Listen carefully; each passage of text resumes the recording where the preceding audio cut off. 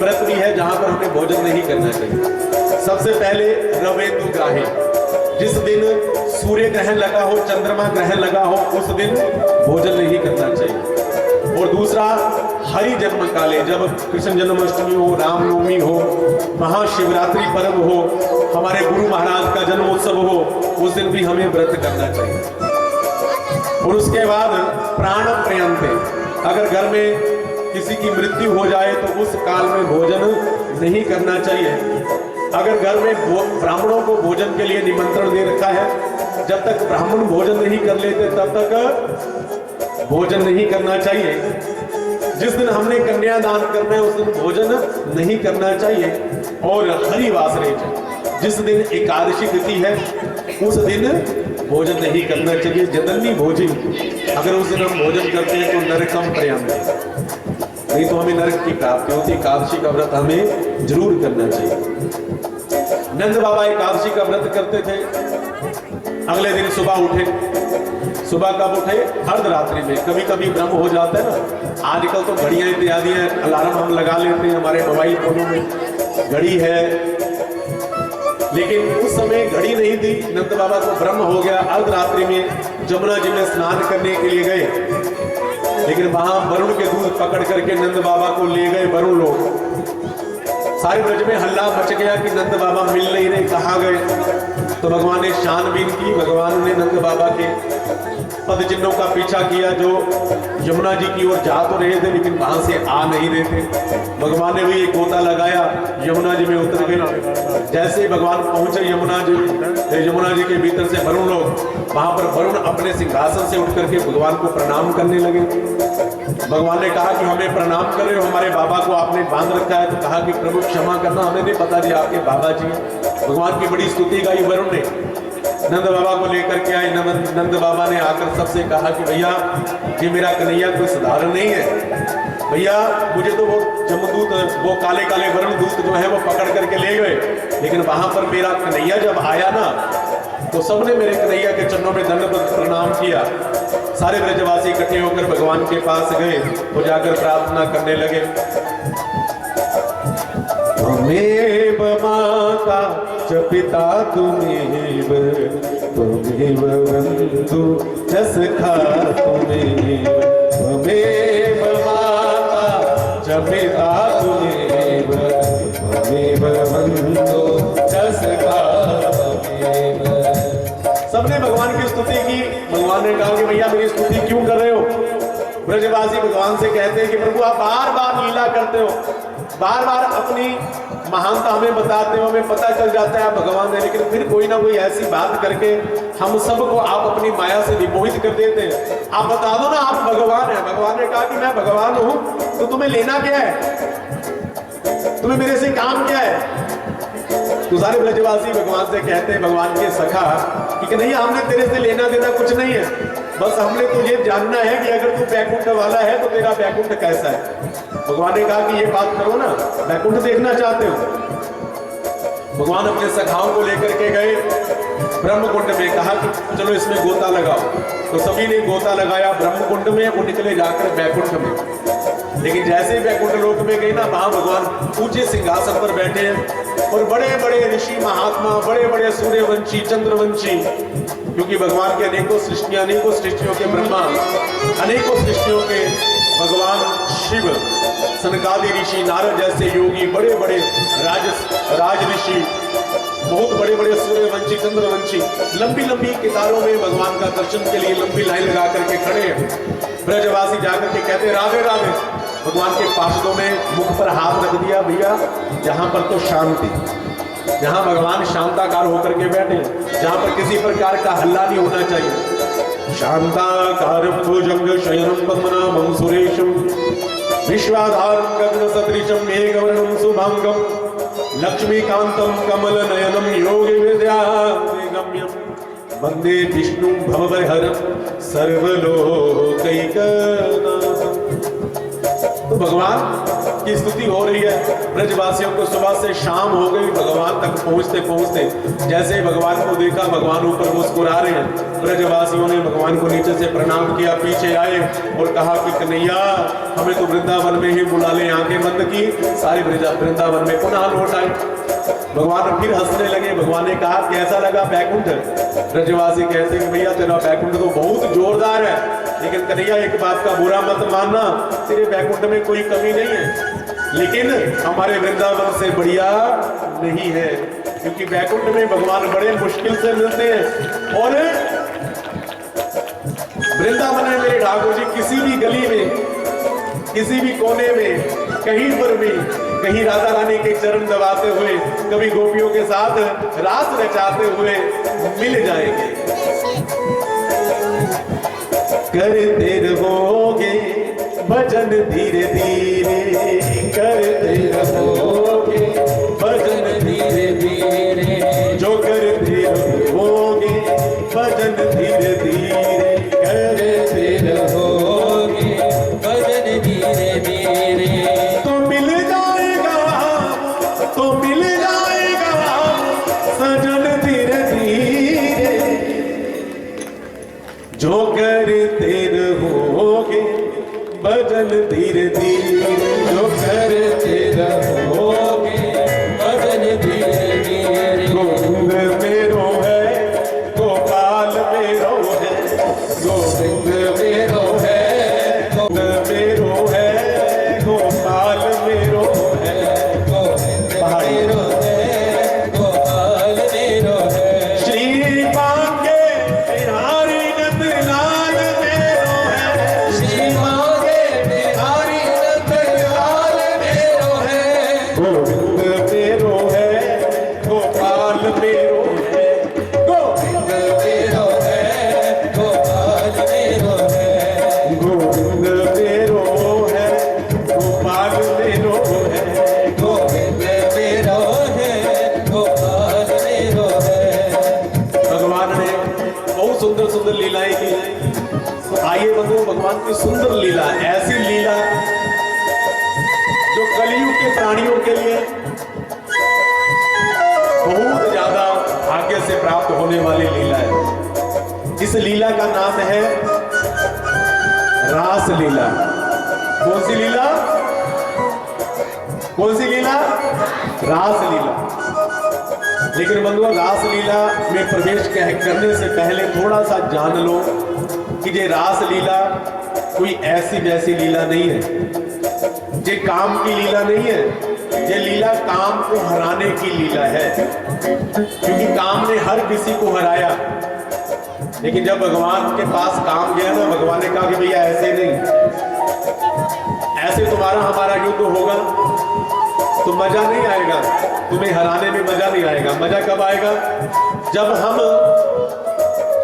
विश्व में सुंदर सुंदर गोपियों के मध्य में, हम जब गोपियों के मध्य में सुंदर रास लीला कर रहे होंगे ना, हम गोपियों के साथ ठुमक ठुमक करके नाच रहे होंगे, गोपियों की कमर में हाथ लगा करके हम गोपियों के कंधे पर हाथ रख करके जब नाच रहे होंगे ना, तो उस समय आना, क्योंकि हराने में मजा तब आएगा। हमारे कन्हैया का नाम है जोगेश्वर। क्या नाम है? योगेश्वर। जो हमारे कन्हैया काम से एकदम परे है, जिस कन्हैया के ऊपर कामदेव भी लज्जित होकर के भाग करके गया है, ये वो लीला है।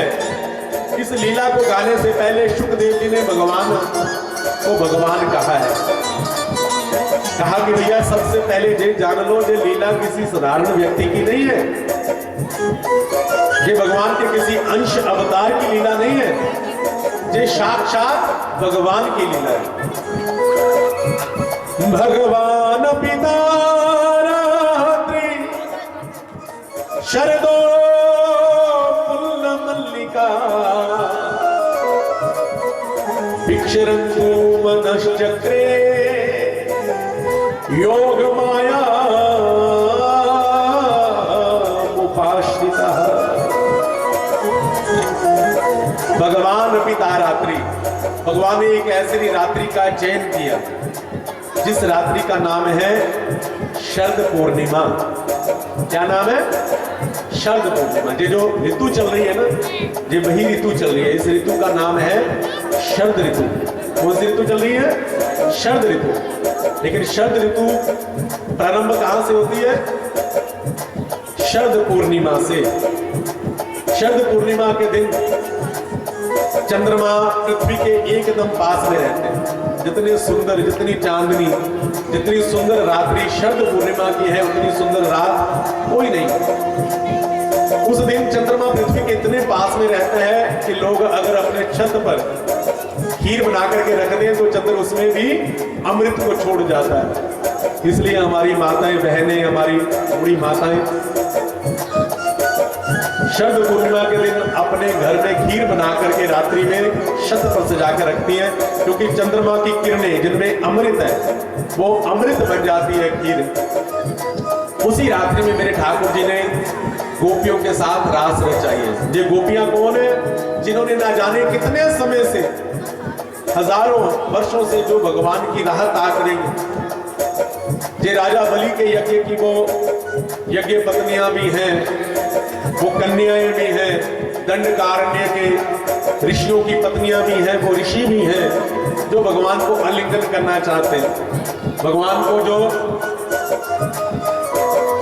पकड़ना चाहते हैं, जो भगवान के साथ रास करना चाहते हैं। भगवान ने आज शरद पूर्णिमा के दिन अपना सुंदर श्रृंगार किया। भगवान ने आज पहली बार अपना श्रृंगार किया। भगवान ने अपने घुंघराले बालों को बनाया, भगवान ने सुंदर मोर मुकुट सजाया, भगवान ने सुंदर पीतांबर पहना, भगवान ने करदम बांधा, भगवान ने बंसी को, भगवान ने अपनी आंखों में काजल लगाया, लालिमा लगाई, भगवान ने सुंदर मणि पहनी और भगवान ने सुंदर केसर तिलक लगा करके, भगवान ने इत्र लगा करके, भगवान बंसी को हाथ में लेकर के, क्योंकि शरद पूर्णिमा के दिन सुंदर सुंदर फूल खिले, चमेली के फूल खिले हैं, जूही के फूल खिले हैं और सुंदर सुंदर मोतियां की सुंदर सुंदर कलियां खिली हैं।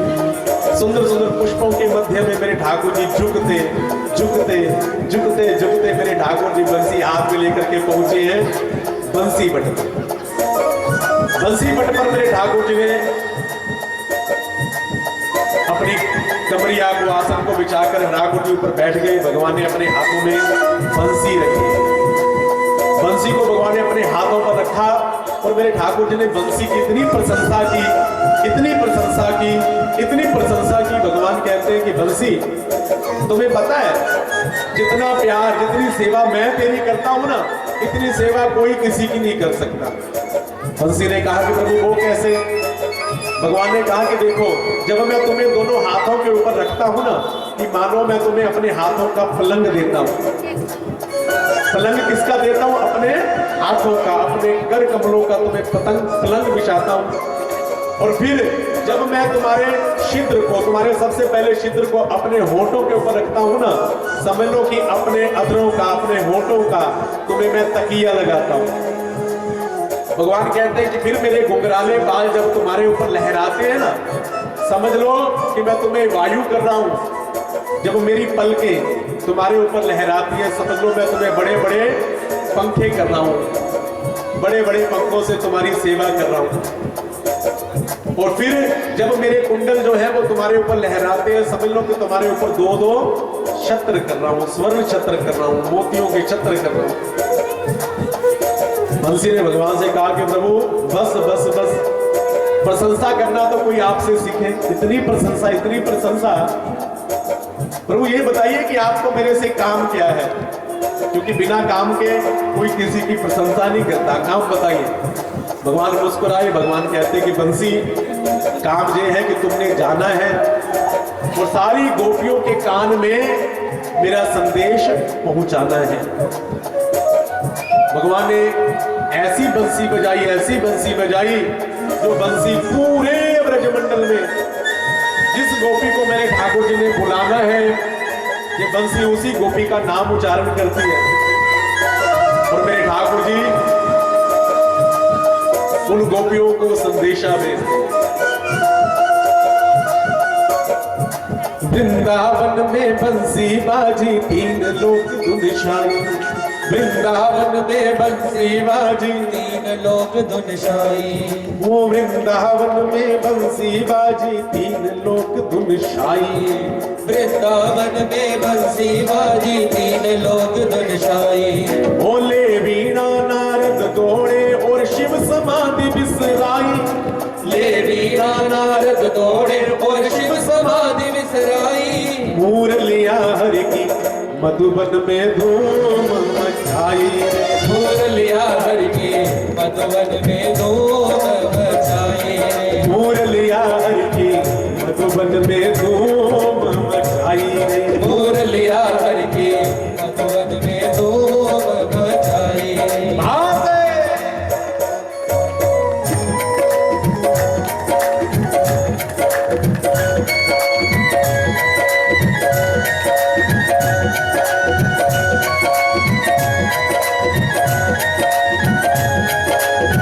बोलिए मुरली वाले की।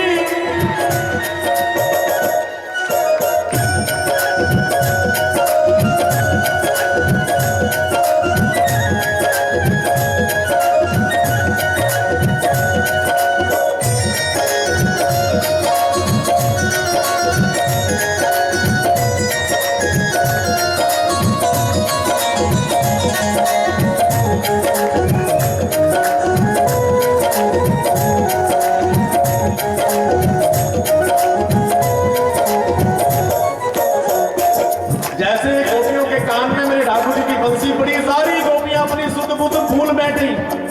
10 प्रकार के काम होते हैं जो रात्रि में स्त्रियां करती हैं। कोई पति ने घर आना है उसके लिए श्रृंगार कर रही है, कोई पति के लिए भोजन बना रही है, कोई बच्चों को दूध दे रही है, कोई गऊ की सेवा कर रही है। ना जाने कैसे कैसे काम गोपियां कर रही थी, लेकिन जैसे ही मेरे ठाकुर जी की बंसी कान में पड़ी तो गोपियां अपनी सारी सुध बुध भूल बैठी। लेकिन पंजाब की गोपियां जब उनके कानों में मेरे ठाकुर जी की बंसी पड़ी ना, तो पंजाब की गोपियों ने ठाकुर जी से पता क्या कहा? श्याम बंसी ना बुलाओ ते रखेड़िया, श्याम बंसी ना बुलाओ ते रखेड़िया, श्याम मुरली ना बुलाओ ते रखेड़िया, श्याम मुरली ना बुलाओ ते रखेड़िया।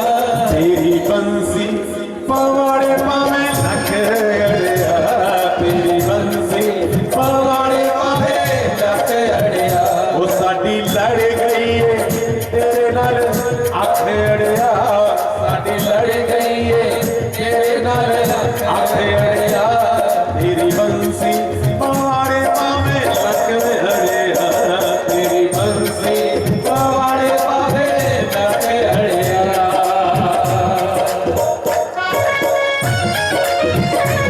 गोपियों की तरह मत हो करके भाग रहे हो करके मेरे ठाकुर जी के नाम में भाग।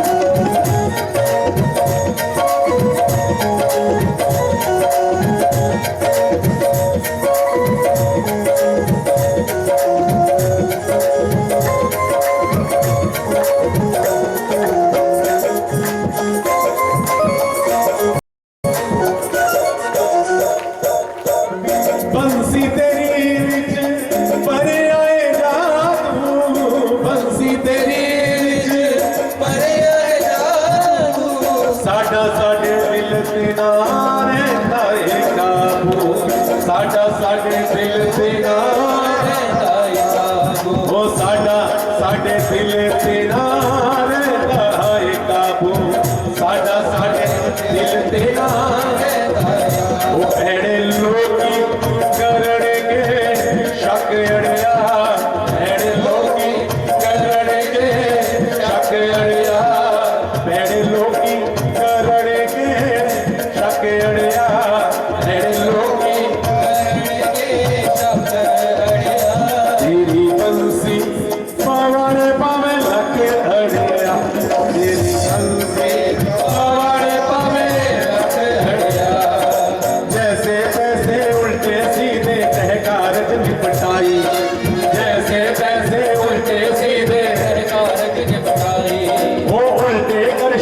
श्रृंगार गोपियां बंसी बट पे आई, उल्टे कर श्रृंगार गोपियां बंसी बट में आई।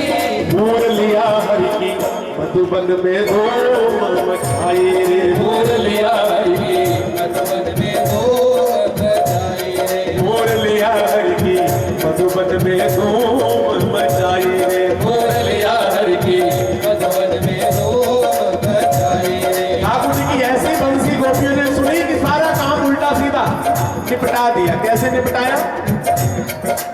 सबसे पहले रात्रि में कुछ गोपियां जो थी वो भोजन बना रही थी। एक चूल्हे के ऊपर दाल रखी हुई थी, एक चूल्हे के ऊपर खीर रखी हुई थी और पास में माखन की कटोरी पड़ी हुई थी। और गोपी ने क्या किया, जैसे ही बंसी कान में पड़ी तो क्या किया, खीर में नमक, दाल में शक्कर, माखन में मिर्चाई, खीर में नमक, दाल में शक्कर, माखन में मिर्चाई, खीर में नमक, दाल में शक्कर, माखन में मिर्चाई, खीर में नमक, दाल में शक्कर, माखन में मिर्चाई। ओटों को साग पति को भुस्सा, को साग पति को भुस्सा, ऐसी पति बोलाई। मोर लिया हरि की मधुबन में धूम मचाई रे, मोर लिया हरि की मधुबन में धूम मचाई रे, मोर लिया हरि की मधुबन में धूम मचाई रे, मोर लिया हरि की मधुबन में धूम मचाई रे।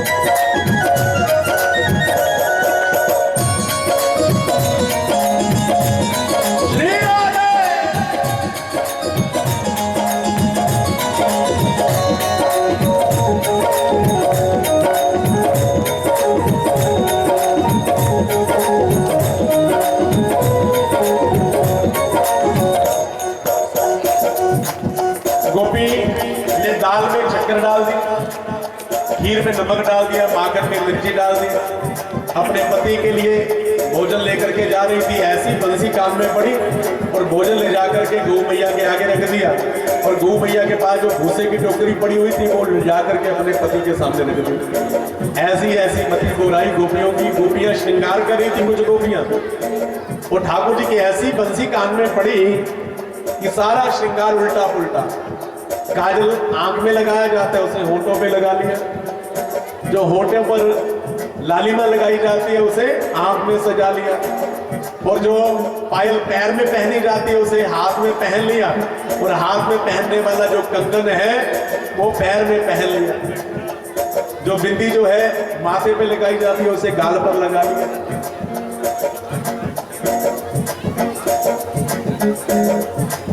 ऐसी ऐसी मति गोराई गोपियों की। हाथ में पायल, हाथ में पायल, हाथ में पायल, पैर में पहुंची गिंदी कपोल चिपकाई,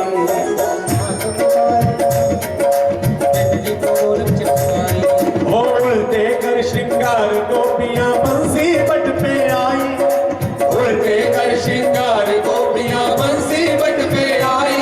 मोर लिया हरि की मधुबन में धूम मचाई, मोर लिया हरि की मधुबन में धूम मचाई। अरे गोपियों की बात छोड़ो, उधर हमारे भोले बाबा कैलाश पर्वत पर थे, और जैसे मेरे कान्हा की बंसी कान में पड़ी, पार्वती मैया तो श्रृंगार करके निकलने लगी, और भोले बाबा भी हाथ जोड़ करके कहते हैं कि मुझे भी ले जाओ, मुझे भी साथ लेकर के जाओ ना, मुझे भी तो भगवान की रास देखनी है। मोर लिया हरि की मधुबन में धूम मचाई रे, मोर लिया हरि की मधुबन में धूम मचाई रे। वो जो शंकर जी कामदेव को क्षण में दिए जलाई, जो शंकर जी कामदेव को क्षण में दिए जलाई, वही रास दर्शित गोपी गोपी वेश बनाई, वो ही रास दर्शित दौड़े गोपी मधुबन में धूम मचाई रे। मुरलिया हर की मधुबन में धूम मचाई रे। मुरलिया हर की मधुबन में धूम मचाई रे। मुरलिया हर की मधुबन में धूम मचाई रे। मुरलिया हर की मधुबन में धूम मचाई रे। मुरलिया हर की मधुबन में धूम मचाई रे। मुरलिया हर की मधुबन में धूम मचाई रे। मुरलिया हर की मधुबन में धूम मचाई रे। मुरलिया हर की मधुबन में धूम मचाई रे। मुरलिया हर की मधुबन में धूम मचाई। बोली रास बिहारी लाल की। तो सारी गोपियां भागी भागी बंसी पट पर आई। भगवान ने देखा कि सारी गोपियां आ गई, लेकिन कुछ गोपियां ऐसी थी जिनको उनके पतियों ने आने नहीं दिया, घर के अंदर बंद कर दिया, बाहर से ताला लगा दिया। उन गोपियों ने अपने पतियों से कहा कि तुम मुझे क्या रोकोगे। ऐसी समाधि लगाई कि जिनके पतियों ने मना नहीं किया उनसे भी पहले भगवान के पास पहुंच गए। जब गोपियां भगवान के पास पहुंची ना, भगवान ने सबका स्वागत किया। कैसे स्वागत किया? स्वागतम भो महाभागा प्रियम किं करवाणि वा ब्रज श्याम भयं कश्चिद भूतागमन कारणम। सबसे पहले भगवान ने स्वागत किया। गोपियां प्रसन्न हो गई, पहले बंसी बजाई, हमें बुलाया, हम आए तो देखो कितने सुंदर शब्दों से हमारा स्वागत किया। स्वागतम वो महाभागा, हे महाभागाओ आप सभी का स्वागत है। देखो ये स्वागत केवल उन गोपियों का नहीं है, इन सभी दीपनगर वासियों का, जितने भी बाहर से चल करके आए हैं, माउंट एवेन्यू से आए हैं, शहर के अलग अलग क्षेत्रों से आए हैं। हमारे डॉक्टर PS मान जी, उनके धर्मपत्नी देवेंद्र कौर मान जी, सर्वदा भला पूरी सोसाइटी और जितने भी उनके सहयोगी हैं, भगवान ने इन सब का स्वागत किया। स्वागतम भो महाभागा, क्या कह करके? महाभागा। हम भाग्यशाली नहीं हैं, हम सभी सौभाग्यशाली हैं। भगवान की कथा कब मिलती है? अगर भाग्य हो ना, अगर हमारे भाग्य में कथा हो तो हम अपने टीवी पर भी देख सकते हैं, लेकिन वो एक भाग्य की बात है। लेकिन जब कोई भगवान की कथा पंडाल में आता है और श्रीमद् भागवत महापुराण की कथा के साक्षात सामने बैठता है, तो बंधुओं वो भाग्यशाली नहीं है, वो सौभाग्यशाली है। सौभाग्य का मतलब जब हमारे सौभाग्य इकट्ठे हो जाते हैं तो बनता है सौभाग्य। तो आप सभी सौभाग्यशाली हैं। भगवान ने सबका स्वागत किया। स्वागतम भो महाभाग। लेकिन बाद में भगवान ने गोपियों से कहा प्रियम किं करवाणि वा। अब गोपियां फिर नीचे ध्यान रखने ले गई और आपस में एक दूसरे चर्चा करने लगी कि देखो पहले बंसी बजाते हैं, हमें बुलाते हैं, जब हम आई तो हमारा स्वागत भी करते हैं, फिर पूछते हैं किम करवाणि वा, क्यों आई? अब बताओ हमें क्या पता हम क्यों आई? और जिस कार्य के लिए हम आई तो क्या इनको नहीं पता? फिर भगवान गोपियों की ओर से खुद ही उत्तर देते हैं, अच्छा आज ये चांदनी रात है ना, इसलिए इस चांदनी रात को देखने के लिए आई हो। गोपियां कहती हैं ये चांदनी रात तो हमारे घर में भी है, इसको थोड़ी देखने के लिए, तो फिर किसे देखने आई हो? तो कहा कि अच्छा वो सायंकाल में सभी सैर सपाटे के लिए आई होंगी, घूमते ना लोग भोजन के बाद, तो कहा कि उसके लिए भी नहीं आई। गोपियां इशारा करती हैं नहीं।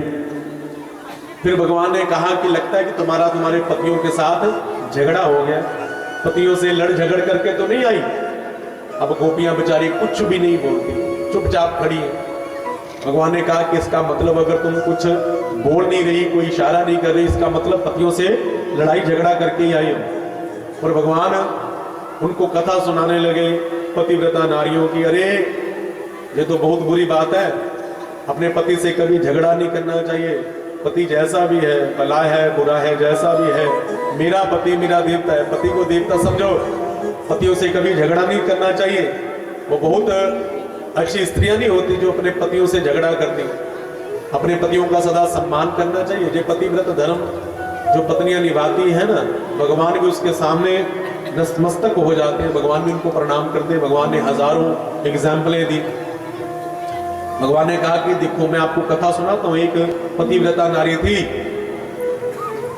जो अपने पति से बड़ा प्रेम करती थी, अपने पति का वियोग बिल्कुल भी सहन नहीं करती थी। एक बार पति कहीं बाहर चले गए, वह रोज उसका नियम था जब पति नहीं होता तो पति के नाम की 10 माला करती थी। जब तक माला नहीं हो गई तब तक कोई कार्य नहीं करती थी। एक बार उसका नियम था, वह माला जप रही थी तो उसका छोटा सा बच्चा घुटमल चलता हुआ चूल्हे की ओर जा रहा था। चूल्हे में आग निकल रही थी, अग्नि प्रज्वलित थी। अब उसका नियम था, अभी माला पूरी नहीं हुई थी तो वह घुटनम चलता हुआ चूल्हे में जाकर के गिर गया। लेकिन इसने अपना नियम नहीं तोड़ा और उस नियम का पालन करते करते इसने पूरी माला की। और जब पूरी माला हो गई तो उठ करके जाकर देखा तो बच्चा एकदम सुरक्षित था। बच्चा एकदम सुरक्षित था, उसका बाल तक भी बांका नहीं हुआ। ऐसी पतिव्रता स्त्रियां हैं। अपने पतियों के अतिरिक्त किसी पर पुरुष के पास नहीं जाना चाहिए। अब ये स्त्रियां, वो गोपियां जो हैं, ये आपस में चर्चा करते हैं कि अगर हमने इनको प्रत्युत्तर नहीं दिया ना तो ये पंडित जी की तरह हमें प्रवचन ही करते रहेंगे, इसलिए हमें भी इनको उत्तर देना पड़ेगा। अब गोपियां कहती हैं हमारी भी बात सुनो ध्यान से, हम आपको एक कथा सुनाएंगे, उस कथा का जो महत्व है आपने हमें बताना है। तो कहा कि जैसे आप कह रहे हो ना, पतिव्रता, ऐसी एक पतिव्रता स्त्री थी, अपने पति की बहुत सेवा करती थी, दिन रात पति की आरती उतारती थी, पति को भोग भी लगाती थी। जैसे कोई भगवान की पूजा करता है वैसे पति को भोग भी लगाती थी, पति की आरती भी उतारती थी, पति के नाम का कीर्तन भी करती थी। अब उसका पति भी विदेश जाना था, उसने कहा कि मैं तो विदेश जाने वाला हूं। तो उस स्त्री ने कहा कि प्रभु अगर आप विदेश चले जाओगे तो मेरा सारा नियम चौपट हो जाएगा। मैं आपकी आरती उतारती हूँ, आपको भोग लगाती हूँ, मैं तो इतने दिन भूखी रहूंगी, जब तक आपको भोग नहीं लगाऊंगी मैं कुछ खाऊंगी नहीं। पति ने बीच का रास्ता निकाला। पति ने कहा कि जितनी देर तक मैं नहीं आ जाता उतनी देर तक तुम मेरी मूर्ति बना करके, मिट्टी की मूर्ति बनाकर मेरी पूजा करनी शुरू कर दो। वो कहा कि ठीक है। तो मिट्टी का पति बना लिया, मिट्टी के पति की पूजा करती है, रोज अक्षत पुष्प चढ़ा करके रोज उसके आगे जो जलाती है, रोज उसको भोग लगाती है। एक बार कितने समय के बाद पति जो है वो लौट करके आ गया, दरवाजा अंदर से बंद है, वो मिट्टी के पति की पूजा कर रही है, उसकी आरती उतारी है। बाहर से पति जो है वो दरवाजा खटखटा रहा है, प्रिय मैं आ गया दरवाजा खोलो, प्रिय मैं आ गया दरवाजा खोलो, प्रिय मैं आ गया दरवाजा खोलो। अब उसके कान में पति का स्वर भी पड़ रहा है, वो कह भी रहा है मैं आ गया दरवाजा खोल दो, मैं आ गया दरवाजा खोल दो। लेकिन वो ऐसी मस्त है उस पुतले की पूजा में, उस पति की पूजा में, वो उसी पति की पूजा कर रही है जो मिट्टी का पति है, लेकिन जो असली पति है वो बाहर उसकी आवाज सुन नहीं दे रही। अब तुम बताओ, भगवान से कहती है आप बताओ कि उसको क्या करना चाहिए। भगवान हंसकर कहते हैं कि भैया ये तो सीधी सी बात है, उसे दरवाजा खोलना चाहिए, क्योंकि वो पूजा तो अभाव में हो रही है। वो जो पति है वो तो मिट्टी का पति है, अगर असली पति आ गया तो उसे असली पति के लिए दरवाजा खोलना चाहिए, उससे मिलना चाहिए। गोपियां कहती है यही बात तो हम आपसे कहना चाहते हैं, हम यही बात आपसे कहना चाहती हैं। प्रभु जिन पतियों की आप बात कर रहे हो वो सारे के सारे मिट्टी के पति हैं, और आप जब असली पति हमें मिल गए तो हम उन पतियों के चक्कर में क्यों पड़े।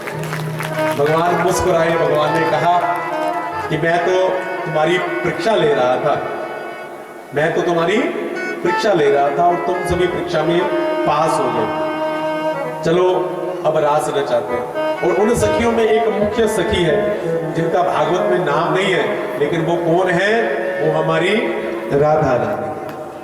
बोली राधा रानी सरकार की जय। अब सारी गोपियां जो है वो भगवान के साथ यहाँ रास कर रही हैं। क्या कर रही है, रास। एक है रास और दूसरी है महारास। रास कब होती है, जब हम चाहते हैं भगवान हमारे साथ रास रचाए, वो होती है रास। जब भगवान का भी मन होता है तो वो कहलाती है महारास।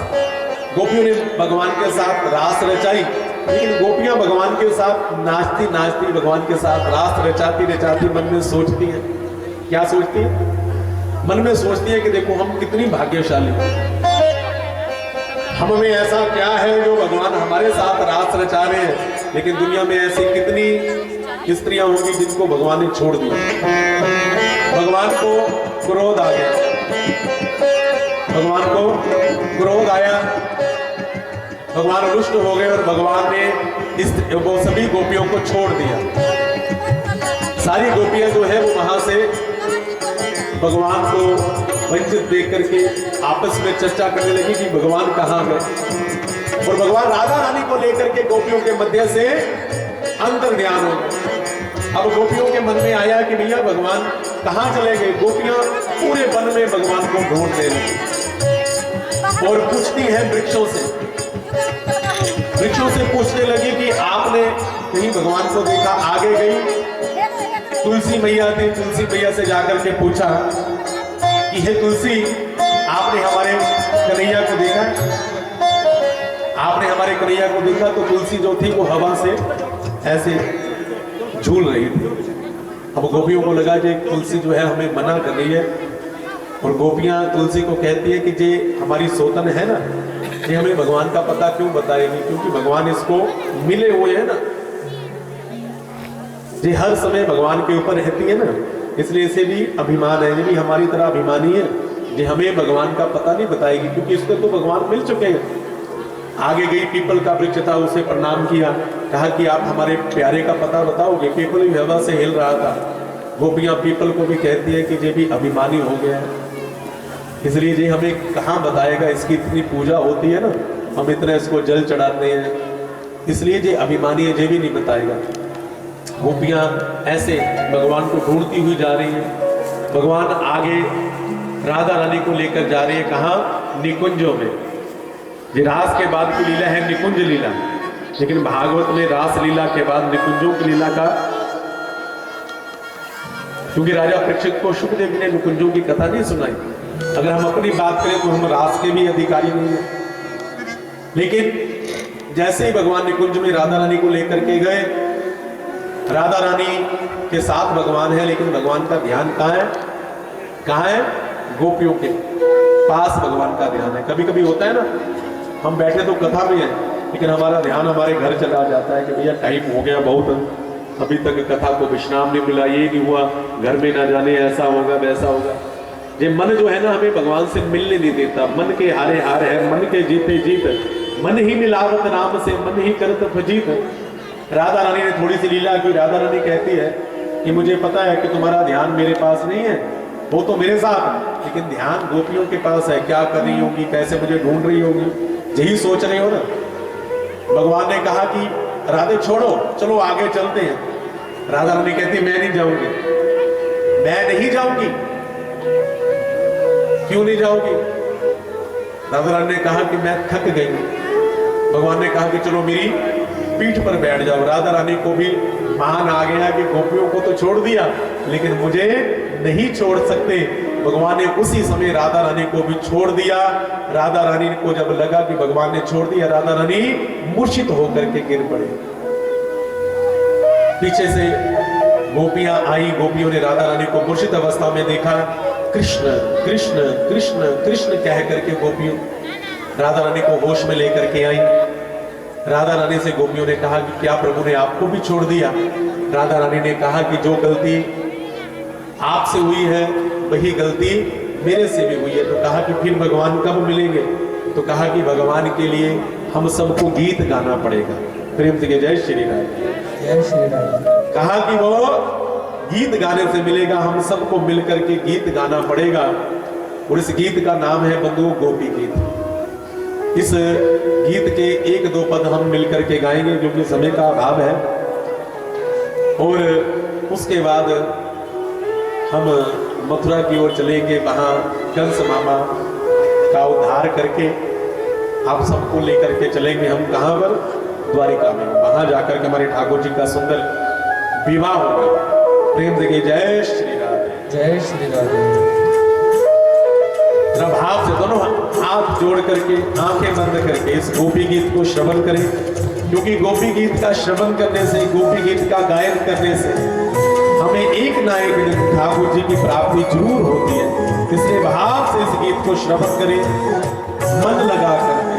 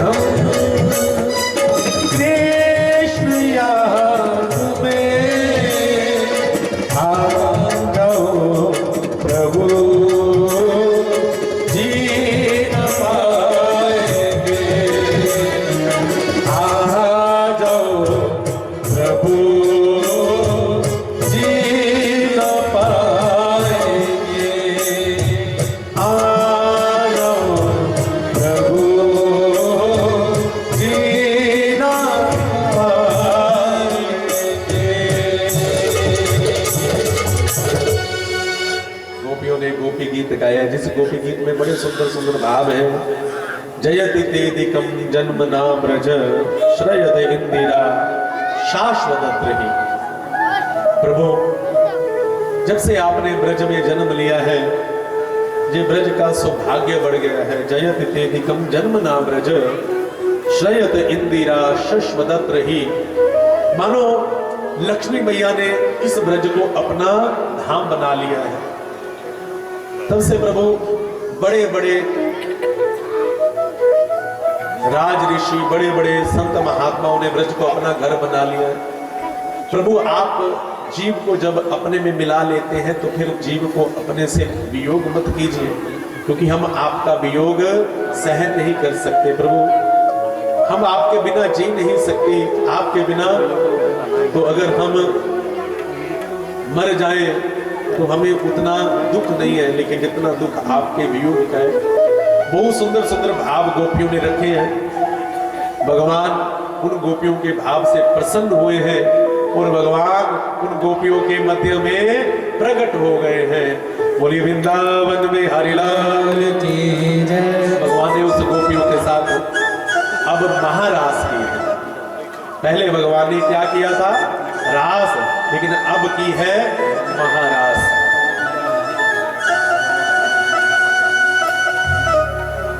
गोकुल में देखो, वृंदावन में देखो रे। आओ जरा 2-4 लाइनें गाएंगे। और जिन्होंने ठाकुर जी के साथ रास रचानी है, बस 5 मिनट वो भी रास रचा करके। गोकुल में देखो, वृंदावन में देखो री। हमारे मध्य में आदरणीय श्री पूर्व मंत्री तीक्ष्ण सूद जी पधारे हैं। इनका बधाने पर मैं स्वागत करता हूँ सर्वदा भला वेलफेयर सोसाइटी की ओर से और व्यासपीठ की ओर से।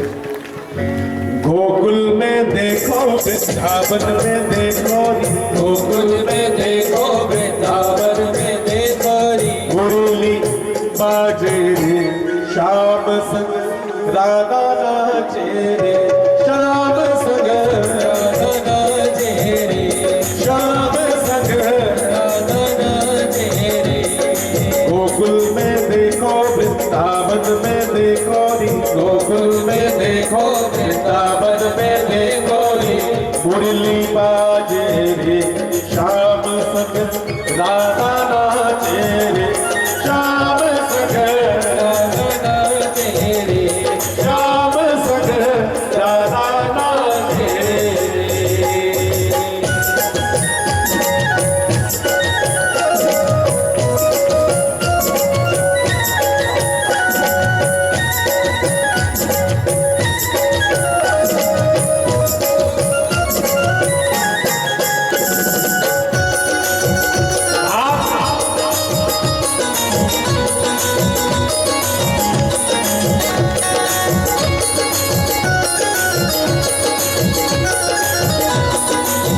श्री राधे।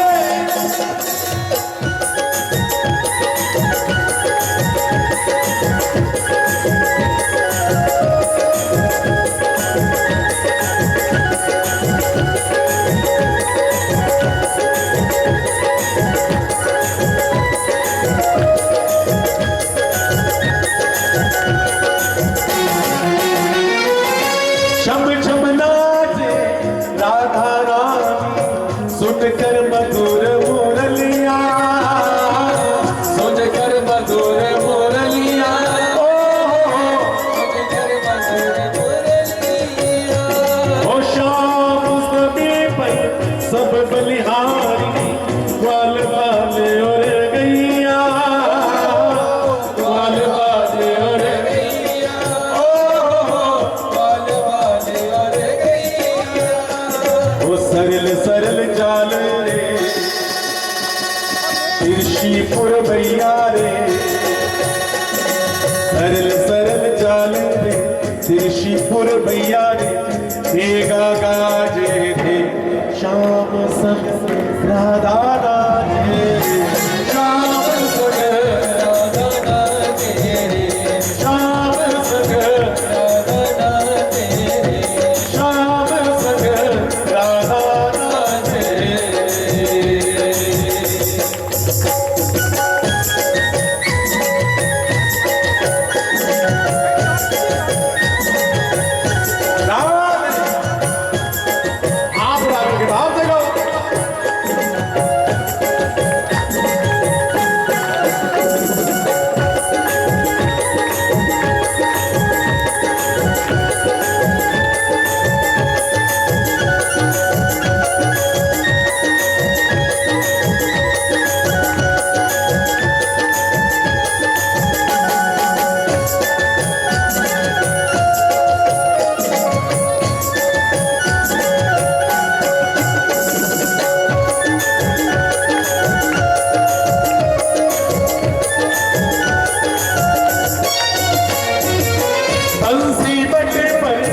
यमुना तट पर कान्हा रास रचाए, कान्हा रास रचाए, कान्हा रास रचाए। गोपी बनकर शंकर आए, गोपेश्वर कहलाए, गोपेश्वर कहलाए, गोपेश्वर कहलाए। डम डम डमरू बाजे कान्हा की मुरली पे, डम डम डमरू बाजे कान्हा की मुरली पे, सब जग नाचे रे श्याम संग राधा नाचे रे, श्याम संग राधा नाचे रे, श्याम संग राधा नाचे रे, श्याम संग राधा नाचे रे, श्याम संग। राधा नाचे रे। हरि बोल हरि बोल हरि बोल हरि बोल हरि बोल हरि बोल हरि बोल। आप राधे के भाव में हरि बोल हरि बोल हरि बोल हरि बोल हरि बोल हरि बोल,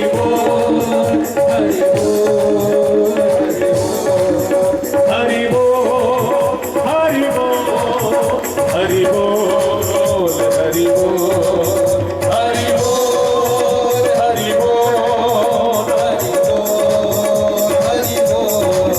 ओ हरि बोल बोल बोल हरि बोल बोल बोल हरि बोल बोल बोल हरि बोल बोल बोल हरि बोल बोल बोल, हरि बोल बोल बोल, हरि बोल बोल बोल, हरि बोल बोल बोल। हरि बोल हरि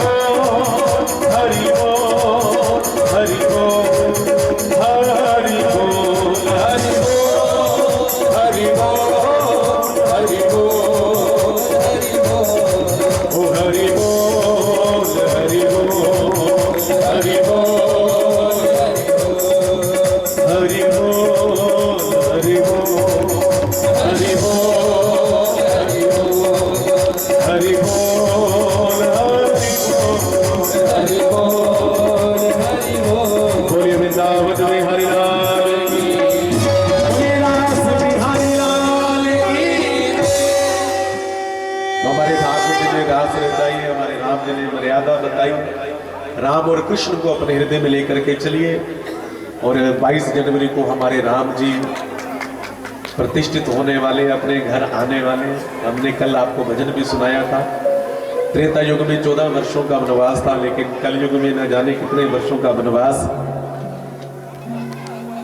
होनी है वही जो राम रच राखा, को कहीं तड़क बड़ा इंसान। होता वही है जो राम जी चाहते हैं। अगर भगवान की इच्छा हुई अपने गर्भगृह में आने के लिए, तो इसका मतलब भगवान हम सब के लिए आ रहे हैं। अपने भाग्य के लिए ताली बजाओ, क्योंकि हमारे ना जाने कितने पूर्वज, हमारे कितने बुजुर्ग इस दिन को देख नहीं पाए। वो बेचारे पितृलोक में बैठ करके इसका उत्सव मनाएंगे, लेकिन हम उस दरगाह के ऊपर बैठ करके उत्सव मनाएंगे जहां पर हमारे राम जी विराजने वाले। 22 जनवरी को महादीपावली होने वाली है। ऐसी दीपावली होनी चाहिए, ऐसी दीपावली होनी चाहिए कि कार्तिक मास की जो दीपावली है वहां पर भी लक्ष्मी मैया ने कहे, देखो मैं भगवान राम की बात कर रहा हूं, जहां पर भगवान राम के लिए आपको एक निमंत्रण भी आया है। प्रेम से जय श्री राम। जय श्री राम। इसका मतलब कि व्यासपीठ से जो भी व्यास होता है वो भगवान की कृपा से ही होता है। निमंत्रण है प्रभु श्री राम जी के अयोध्या नगरी में 22 जनवरी को विराजने के उपलक्ष्य में श्री बांके बिहारी सेवा मंडल के चेयरमैन पंडित दीपक शारदा जी की अगुवाई में 22 जनवरी को शाम 5 बजे से लेकर पाले के मंदिर से नई आबादी से एक शाम प्रभु के नाम, जिसमें भजन गायक सम्राट श्री भैया कृष्णदास जी सिरसे वाले संकीर्तन करेंगे। तो आप की इच्छा है भैया हर मंदिर में संकीर्तन होगा, जहाँ पर भी आपको निमंत्रण आया है। पाले के मंदिर में भैया कृष्ण जी कीर्तन करने वाले हैं। हमारे मनीष गुप्ता जी अग्रवाल सेवा संघ वाले, उनका भी आज मुझे फोन आया था कि पंडित जी हमने भी शोभा यात्रा निकाली है 22 जनवरी को, तो आपने उस शोभा यात्रा में हमारे साथ चलना है। मैंने कहा कि हम तो पूरा दिन ही भगवान का उत्सव मनाएंगे। और शिव मंदिर माउंट एवेन्यू में भी खाटू श्याम जी की प्रतिष्ठा होने वाली है और 22 जनवरी का ही दिन हमने रखा है। और उसके बाद वहाँ पर भी हम राम जी के नाम की सुंदर सुंदर भजन गाएंगे, झूमेंगे, नाचेंगे, गाएंगे। और अयोध्या में जो राम मंदिर की प्रतिष्ठा होने जा रही है उसका भी लाइव टेलीकास्ट सभी चैनलों पर चलेगा। आप अपने अपने घरों में देखिए, अपने पूरे क्षेत्र में। मैंने तो डॉक्टर PS मान जी से भी निवेदन किया कि इसी प्रकार सुंदर पंडाल बना करके, बड़ी स्क्रीन लगा करके आप सभी को भगवान राम का राज्याभिषेक जो है वो दिखाइए। और मुझे पूर्ण विश्वास है कि वो उस काम से भी पीछे नहीं हटेंगे। डॉक्टर PS मान जी के लिए ताली बजाइए। है अगर बंदा खुदा का तो कर हमेशा बंदगी, ताकि उसके सामने तुझको न हो शर्मिंदगी। तो जहां हम 5-10 मिनट की ब्रेक लेंगे, डॉक्टर PS मान जी जिन्होंने कुछ सूचनाएं देनी है, क्योंकि बाद में सूचनाएं थोड़ी सी अधूरी रह जाती हैं, क्योंकि अभी भगवान का विवाह उत्सव भी है ना।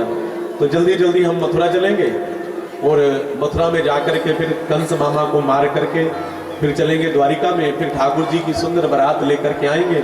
सुंदर बारात की झांकी आपको दिखाई जाएगी। बड़े भाव से, बड़ी श्रद्धा से बैठना। एक बार दोनों हाथ उठा करके जय श्री राम, जय श्री राम, जय श्री राम, जय श्री राम, जय श्री राम, जय श्री राम। तो डॉक्टर PS मान जी आइए, प्रेम से जय श्री राम।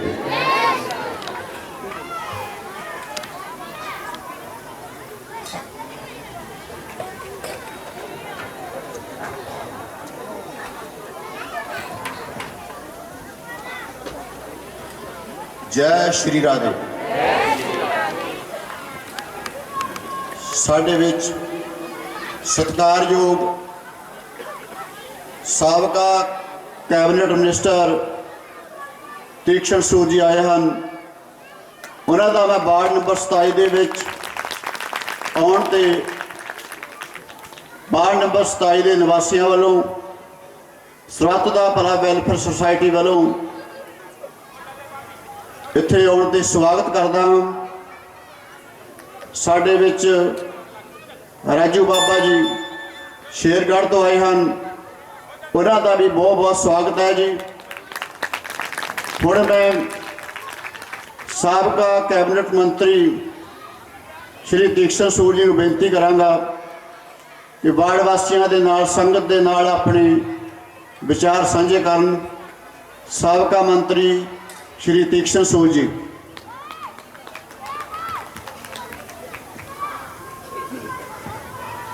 जिन्ना चਿਰ भी तीक्ष्ण सूद जी ने काम किया, बड़ी ईमानदारी दे नाल काम किया।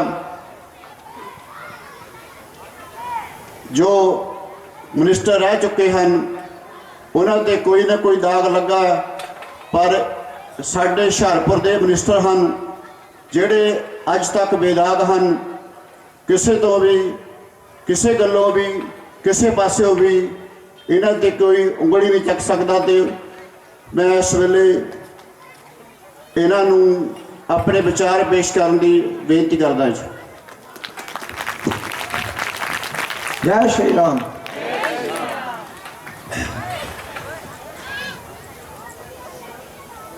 व्यास गद्दी ते बैठे स्वामी जी और श्री भागवत जी के दरबार च बैठे सारे ही बहुत ही सत्कारयोग भराओ, भैनों, बुजुर्गों, नौजवानों। ये मंच कोई विचार पेश करने का तो नहीं है, पर मान साहब का प्यार जिवें तुहानूं खिंच के लिया उसी तरह इन्हां दे सद्दे ते मैं इत्थे पहुंचा। बहुत ही सोशल, बहुत ही इलाके वास्ते, इलाके के लोगों वास्ते 24 घंटे हाजिर रहने वाली शख्सियत है और बिना किसी राजनीतिक मकसद तो ये दिन रात अपना समा भी लाते हैं तो जेब चो पैसे भी लाते हैं तो लोगों की सेवा करते हैं। इन्हों का मैं बहुत धन्यवाद दूँगा। और इन्हों के बहाने तुसी सारे असी लोग ਚੰਗੇ ਚੰਗੇ ਧਾਰਮਿਕ ਸਮਾਗਮਾਂ ਦੇ ਵਿੱਚ, ਜਿਸ ਤਰ੍ਹਾਂ ਅੱਜ ਸ਼੍ਰੀ ਭਾਗਵਤ ਜੀ ਦਾ ਆਨੰਦ ਉਠਾ ਰਹੇ ਹੋ ਪਿਛਲੇ ਇੱਕ ਹਫ਼ਤੇ ਤੋਂ, ਉਹ ਵੀ ਸਾਨੂੰ ਮੌਕਾ ਮਿਲਦਾ ਹੈ ਐਸੇ ਸਮਾਗਮਾਂ ਦੇ ਵਿੱਚ ਹਾਜ਼ਰ ਹੋਣ ਦਾ। ਔਰ परमात्मा का नाम किसी भी बहाने, वो कहते ना, एक घड़ी आदि से पुनः आद। परमात्मा का नाम थोड़ा जिहा समय भी अपने मन च आ जाए तो इंसान का भव सागर पार हो जाता, बेड़ा कर जाता। तो इत्थे तो पिछले एक हफ्ते तो स्वामी जी अमृत वर्षा कर रहे हैं। उस परमात्मा के नाम की तुसीं देखिया होना, अज भी किस तरह ना आनंदमई सारे आपां बैठे सी और भैणां खूब मस्ती दे विच भगवान नूं याद करते हुए नच रही सन। बहुत अच्छा मनोरम दृश्य इत्थे देखने नूं मिल रहा सी।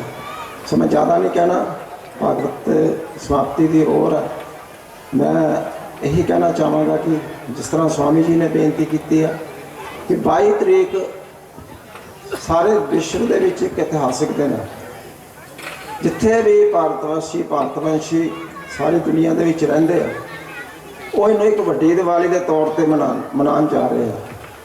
और मनाया भी क्यों ना जाए, मनाया इस करके जाए कि भगवान तो 14 साल के बाद बनवास चों आके जो अयोध्या जी आए, उन्होंने राज तिलक होया, तो उस वेले अयोध्या वासियों ने दिवाली मनाई सी, दीपक जलाए सी, खुशियां मनाइया सी।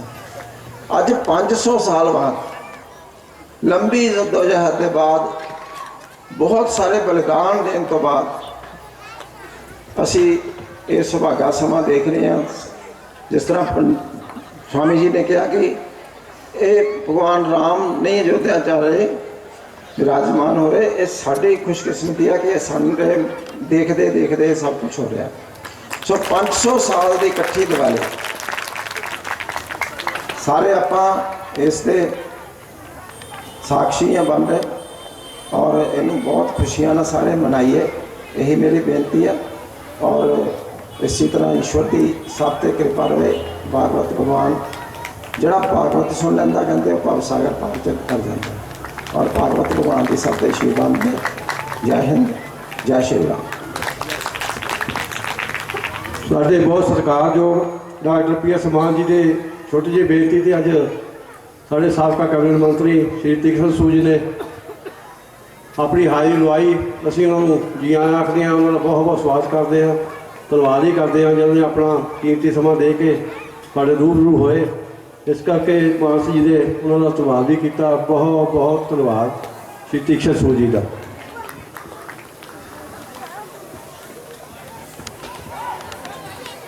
श्री राधे श्री राधे। बोलिए वृंदावन में हरिलाल की जय, जुगल जोड़ी सरकार की जय। तो हम सभी भगवान की सुंदर कथा को श्रवण कर रहे हैं, अपने जीवन को धन्य बना रहे हैं।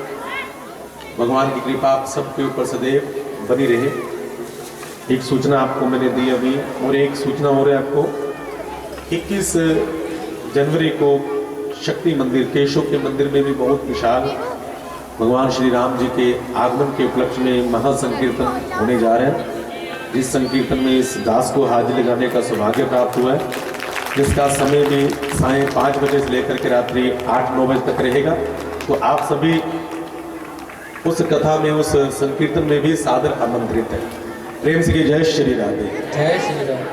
तो भगवान ने महारास लीला की है। महारास लीला में हमारे प्रभु ने उन गोपियों का मनोरथ पूर्ण किया है जो अनंत जन्मों से, न जाने कितने जन्मों से भगवान का इंतजार कर रही है, और भगवान ने उनका मनोरथ पूर्ण किया है। और बंधु जी, महारास लीला जो है ना, ये आज के दिन भी, जैसे कि अभी आदरणीय तीक्ष्ण सूद जी बता रहे थे, मैंने भी आपको बताया कि ये जो 22 जनवरी का दिन है ना, ये जो 22 जनवरी का दिन है बंधुओं, जो हम सभी भगवान के भक्तों के लिए भगवान के साथ मिलने का, भगवान के साथ महारास करने का दिन होगा। इसलिए हम सभी जीवात्माएं भगवान से मिले, भगवान का वह सुंदर भव्य सुंदर प्रतिष्ठित महोत्सव देखें और अपने जीवन को सफल बनाएं, और आगे बढ़िए सुंदर सुंदर भगवान की कथाएं हैं, लेकिन भगवान की उस कथाओं से हम सब ने कुछ ना कुछ शिक्षा लेनी है। भगवान ने महारास रचाई और भगवान के पास आए परशुराम जी, जिन्होंने भगवान से कहा कि प्रभु आप महारास रचा रहे हो, यहाँ पर आप रास रचा रहे हो, उधर कंस का अत्याचार इतना बढ़ गया है, अब आप उस कार्य के लिए आगे बढ़िए जिस कार्य के लिए आपका जन्म हुआ है। भगवान का जन्म हुआ है जब जब हुई धर्म की हानि, बाढ़ी असुर अधम अभिमानी, तब तब प्रभु दरि विविध शरीरा, हर हूं कृपा निधि सज्जन पीड़ा। अब आप उस आताताई कंस का उद्धार कीजिए। परशुराम जी ने भगवान का सुदर्शन चक्र, भगवान का अस्त्र शस्त्र भगवान को दिए, क्योंकि परशुराम भगवान का जो कार्य है, भगवान राम आए थे तो उन्होंने अस्त्र शस्त्र दिए थे, और भगवान कृष्ण आए हैं तो परशुराम जी ने अस्त्र शस्त्र दिए। भगवान जब चले जाते हैं तो भगवान के अस्त्र शस्त्र संभालता कौन है? परशुराम जी। और कलयुग में जब भगवान कल की आएंगे तो उनको भी अस्त्र शस्त्र परशुराम जी के द्वारा ही दिए जाएंगे। चिरंजीवी है हमारे भगवान परशुराम जी, बोले परशुराम जी भगवान की जय। और आगे चल करके नारद जी गए कंस के पास। कंस जो है वो बड़ा बेचारा भयभीत है, दुबला पतला हो गया, इतनी चिंता। नारद जी गए, नारद जी ने कहा कि चेला जी क्या हाल चाल है? तो कहा कि प्रभु हाल चाल तो बस ठीक ठाक ही है, लेकिन मुझे अभी तक पता नहीं चला। 11 साल पहले एक कन्या ने मुझे बताया था, जो अष्टभुजाधारी बन गई थी, कि तुम्हें मारने वाला ब्रज में कहीं जन्म ले चुका है, लेकिन अभी तक उसका पता नहीं चला। कंस को नारद जी ने कहा कि मैं बताऊं वो कौन है? कहा कि कौन है? तो कहा कि जो नंद महल में 2 कृष्ण और बलराम पल रहे हैं ना, कोई इन बच्चों को थोड़ा शांत करवाना, पीछे जाके जो बच्चे शोर मचा रहे हैं उनको थोड़ा शांत करवाओ। तो कहा कि नंद महल में जो कृष्ण और बलराम है, यही देवकी का 7वां और 8वां गर्भ है। 7वां गर्भ कहीं गया नहीं था, वो ट्रांसफर हो गया था। पूरी कथा सुनाई। अब कंस ने नारद जी से कहा कि इतना बड़ा छल मेरे साथ हुआ। तो कहा कि छोड़ो, तुम ऐसे विवाद में मत पड़ो, तुम्हें युक्ति बताता हूं, किसी ना किसी को भेज करके कृष्ण बलराम को अपने पास बुला लो। जब कृष्ण बलराम तुम्हारे पास आ जाएंगे तो अपने हाथों से ही उनको मार देना। इतना कहा, इतना कह करके कंस को युक्ति बता करके नारद जी भगवान के पास आए और भगवान से आकर कहा कि प्रभु कंस का अत्याचार बहुत बढ़ चुका है, अब आप जाइए और जाकर के कंस को मारिए। भगवान हंसने लगे। नारद जी से कहते हैं अभी क्या कह कर आए हो कंस से? कंस को कहते हो कृष्ण बलराम को मार देना, हमें कहते हो कंस को मार देना। नारद जी ने कहा कि प्रभु सीधी सी बात है, एक बात बताओ, अगर खरबूजा छुरी पर गिरेगा तो कौन कटेगा? बताओ, खरबूजा अगर छुरी खरबूजे पर गिरेगी तो कौन कटेगा? कटना तो खरबूजे को ही है। इसलिए प्रभु चाहे आप जाइए, कुछ भी कीजिए, मरना तो कंस को ही है। कंस ने आपदाकालीन मीटिंग बुलाई। मीटिंग बुलाने के बाद कंस ने बुलाया अक्रूर जी को। अक्रूर जी जो रिश्ते में भगवान श्री कृष्ण के चाचा जी लगते हैं, वसुदेव जी के छोटे भाई हैं। वैसे रिश्ते में मामा चाचा के बेटे होते हैं, वैसे अक्रूर जी को बुलाया और कंस ने अक्रूर जी से हाथ मिलाया। अक्रूर जी समझ गए कि इस दुष्ट ने आज तक हमसे राम राम नहीं कही, आज तक सीधे मुंह हमसे बात नहीं की, लेकिन अगर आज जो हाथ मिला रहा है इसका मतलब दुष्ट जो है कोई ना कोई दुष्टता करने वाला है। अगर कोई मूर्ख व्यक्ति, पापी व्यक्ति अगर हाथ मिलाए ना तो सावधान, सतर्क हो जाना चाहिए। सतर्क हो गए तो कहा कि प्रभु आप बताइए क्या सेवा है हमारे लायक?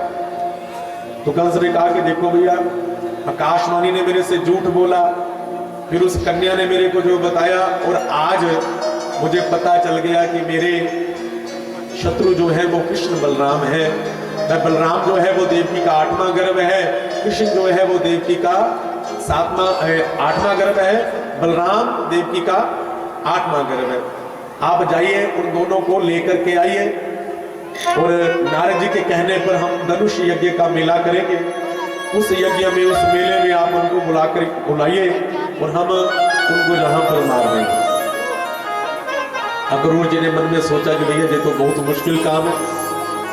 पहले अक्रूर जी ने कहा कि मना कर दूंगा, फिर मन में सोचा कि अगर मैंने इसे मना कर दिया तो ये दुष्ट मुझे मार देगा और मुझे भगवान के दर्शन का लाभ प्राप्त नहीं होगा, भगवान के दर्शन का सौभाग्य प्राप्त नहीं होगा। अक्रूर जी ने बात मान ली। अक्रूर जी चले, सुबह चले,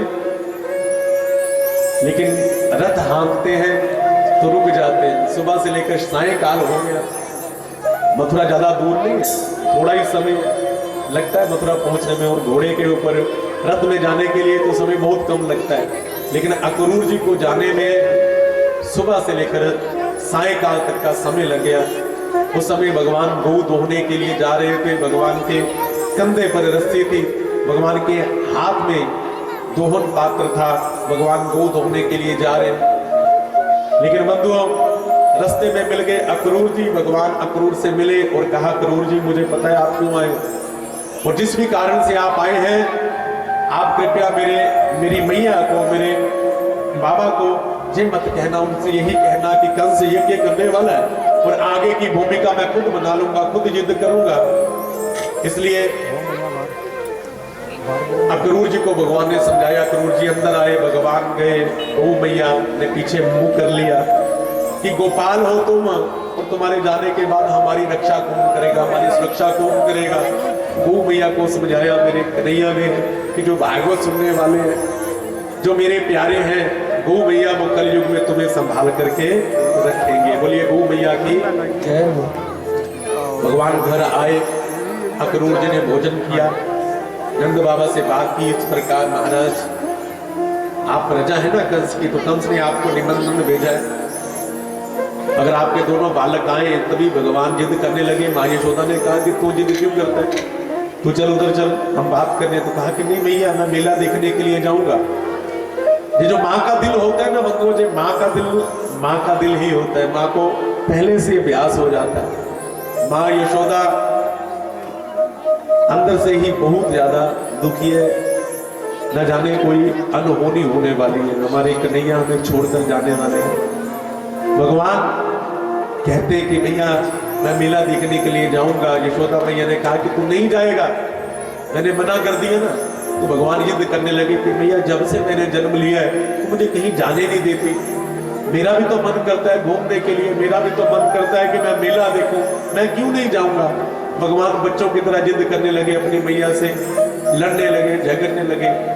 मैया अंदर गई, भगवान भी मैया के पास गए, और भगवान को भी पता है कि मैया को ब्रज को छोड़ करके जाना पड़ेगा, और मैया को भी अंदर से आभास हो रहा है कि भगवान हमें छोड़कर जाने वाले हैं। भगवान ने अपनी मैया से कहा कि मैया मैं जाऊंगा। माँ यशोदा ने भगवान को भी प्रत्युत्तर नहीं दिया, भगवान को कस के पकड़ लिया।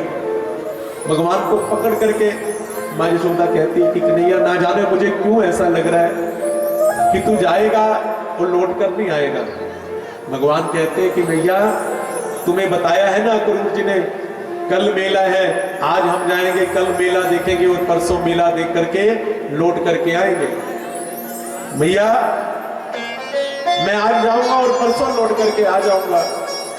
भगवान इतना कह करके प्रातः काल हुई, यमुना स्नान के लिए गए, लेकिन रात में ही बंधुओं पूरे ब्रज में ये खबर आग की तरह फैल गई कि कोई अक्रूर नाम का व्यक्ति वृंदावन में आया है और हमारे कन्हैया को लेने के लिए आया है। सारे ब्रजवासी अक्रूर जी के रथ के सामने आकर बैठ गए। गोपियां जो है वो यमुना तट पर आकर के अक्रूर जी के रथ के सामने आकर के बैठ गई। एक दूसरे से बात कहती है कि इसका नाम अक्रूर किसने रखा, इसका नाम तो क्रूर होना चाहिए। जिस क्रूर ने हमें और हमारे ठाकुर जी को हमसे युद्ध करने की बात की है, हम इसका पूरे का पूरा विरोध करेंगे। हम गोपियां कहती है कि अरे विरोध तो तब करे ना जब वो जबरदस्ती लेकर जा रहा हो। अगर उसकी खुद की जाने की इच्छा है तो उसमें हम कहां विरोध कर सकते हैं। अगर वो खुद ही हमें छोड़ करके जाना चाहता है तो फिर विरोध की बात ही क्या है। इतने में ठाकुर जी आए। गोपियां ठाकुर जी से रुष्ट हैं, ठाकुर जी से बात नहीं करती, तो भगवान से कहती हैं जा रहे हो तो जाओ कन्हैया, लेकिन इतना रहम करते जाना, दिल तो पहले ही तुम ले चुके हो, साथ प्राणों को भी लेते जाना। भगवान गोपियों के मध्य से निकले, आगे किशोरी जी बैठी है, राधा रानी। ठाकुर जी ने अपनी बंसी ली, राधा रानी के पास रख दी और कहा, किशोरी जी मैं आपसे एकांत में कुछ बात करना चाहता हूँ। किशोरी जी ने कहा, करो प्यारे बताओ। तो कहा कि आज के बाद ये ब्रज आपके सहारे है, आज के बाद ये बंसी भी आपके सहारे है। आपका ये कृष्ण अब वृंदावन को छोड़ करके मथुरा जाने वाला है। मैंने सबसे कहा परसों आऊंगा, लेकिन मैं आपसे ये कह करके जा रहा हूं कि अब लौट करके नहीं आऊंगा, और आपसे एक वचन लेने के लिए आया हूं। अगर आपने मेरे से प्रेम किया है तो उस प्रेम का कुछ मूल्य लेने के लिए आया हूं। राधा रानी ने कहा कि बताओ बताओ क्या मूल्य चाहिए। कन्हैया ने कहा कि मुझे पता है मेरे जाने के बाद मेरी मैया भी रोएगी, मेरी गैया भी रोएगी, मेरे जो ब्रजवासी भी रोएंगे, लेकिन किशोरी जी मैं आपसे ये निवेदन करता हूं कि आप मेरी याद में एक आंसू भी मत बहाना, इन सबको संभाल करके रखना।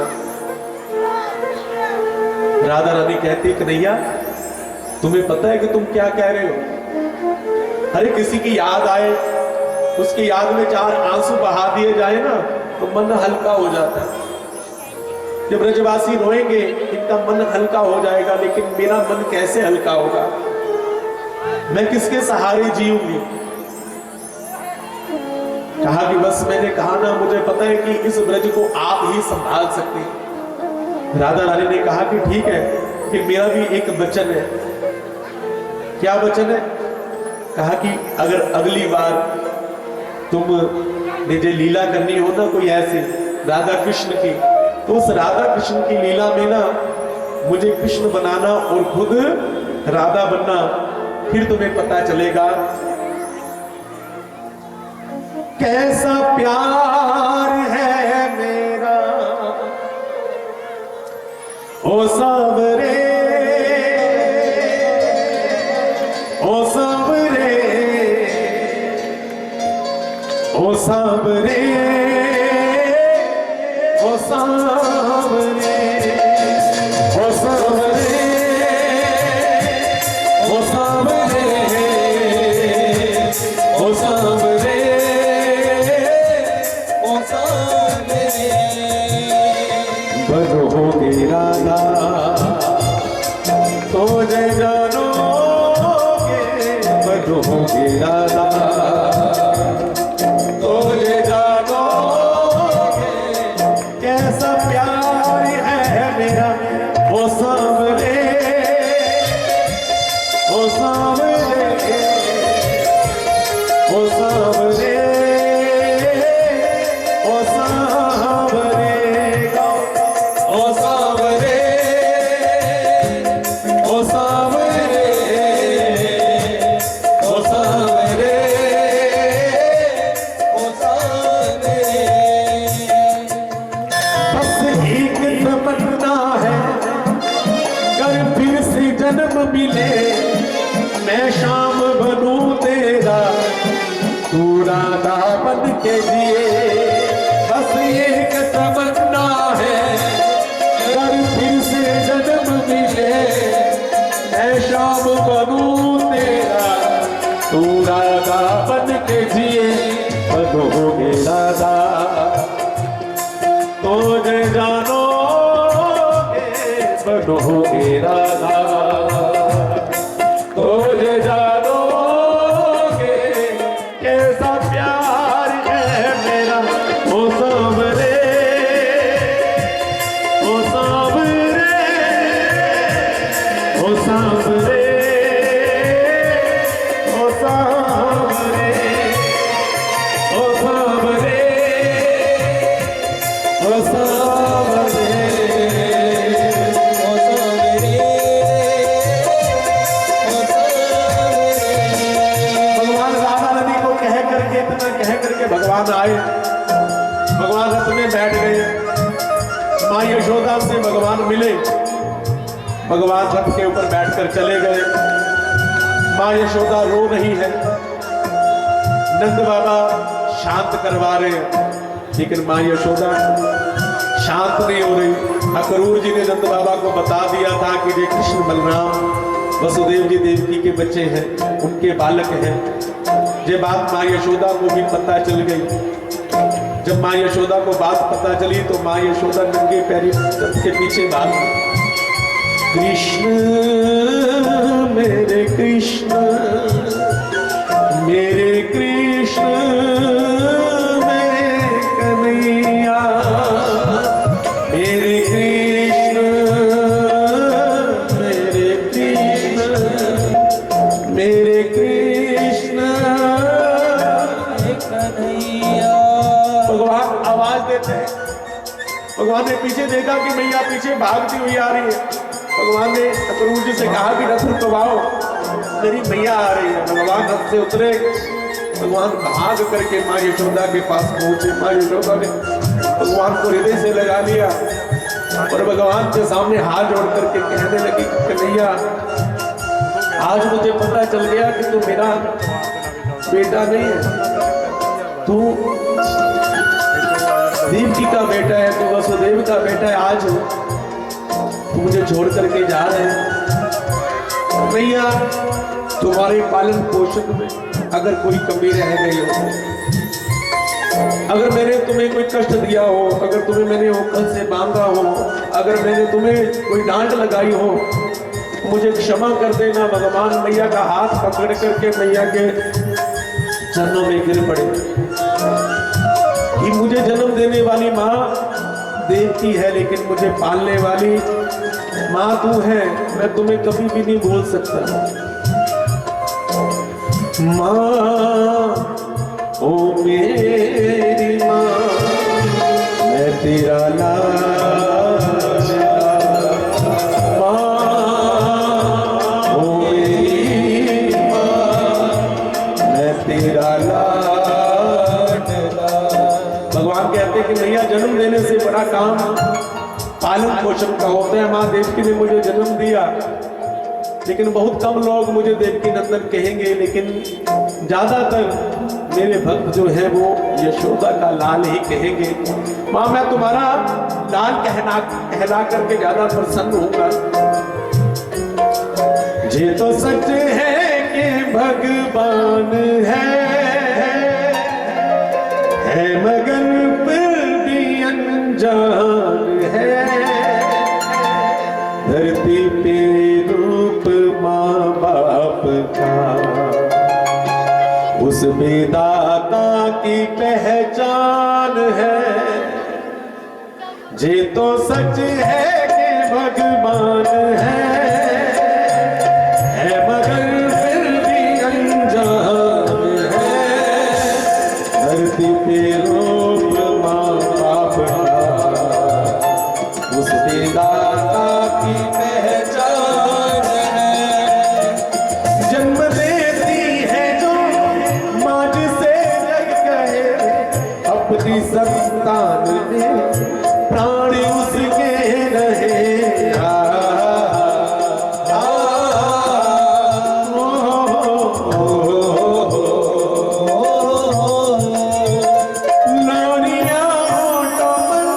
सपने बुद्धि नजर, नींद जो पार दे, हंस के दुख सुख सहे।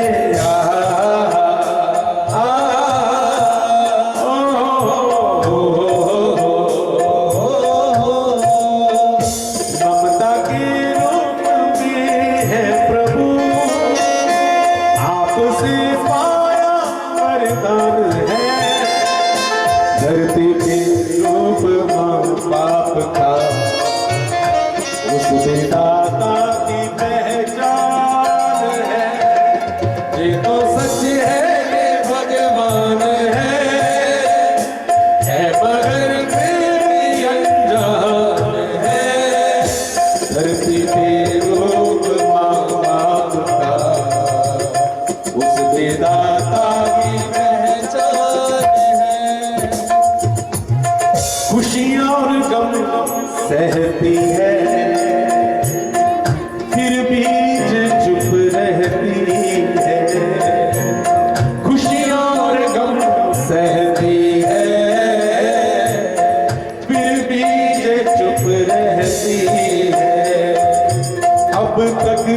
ने न जाना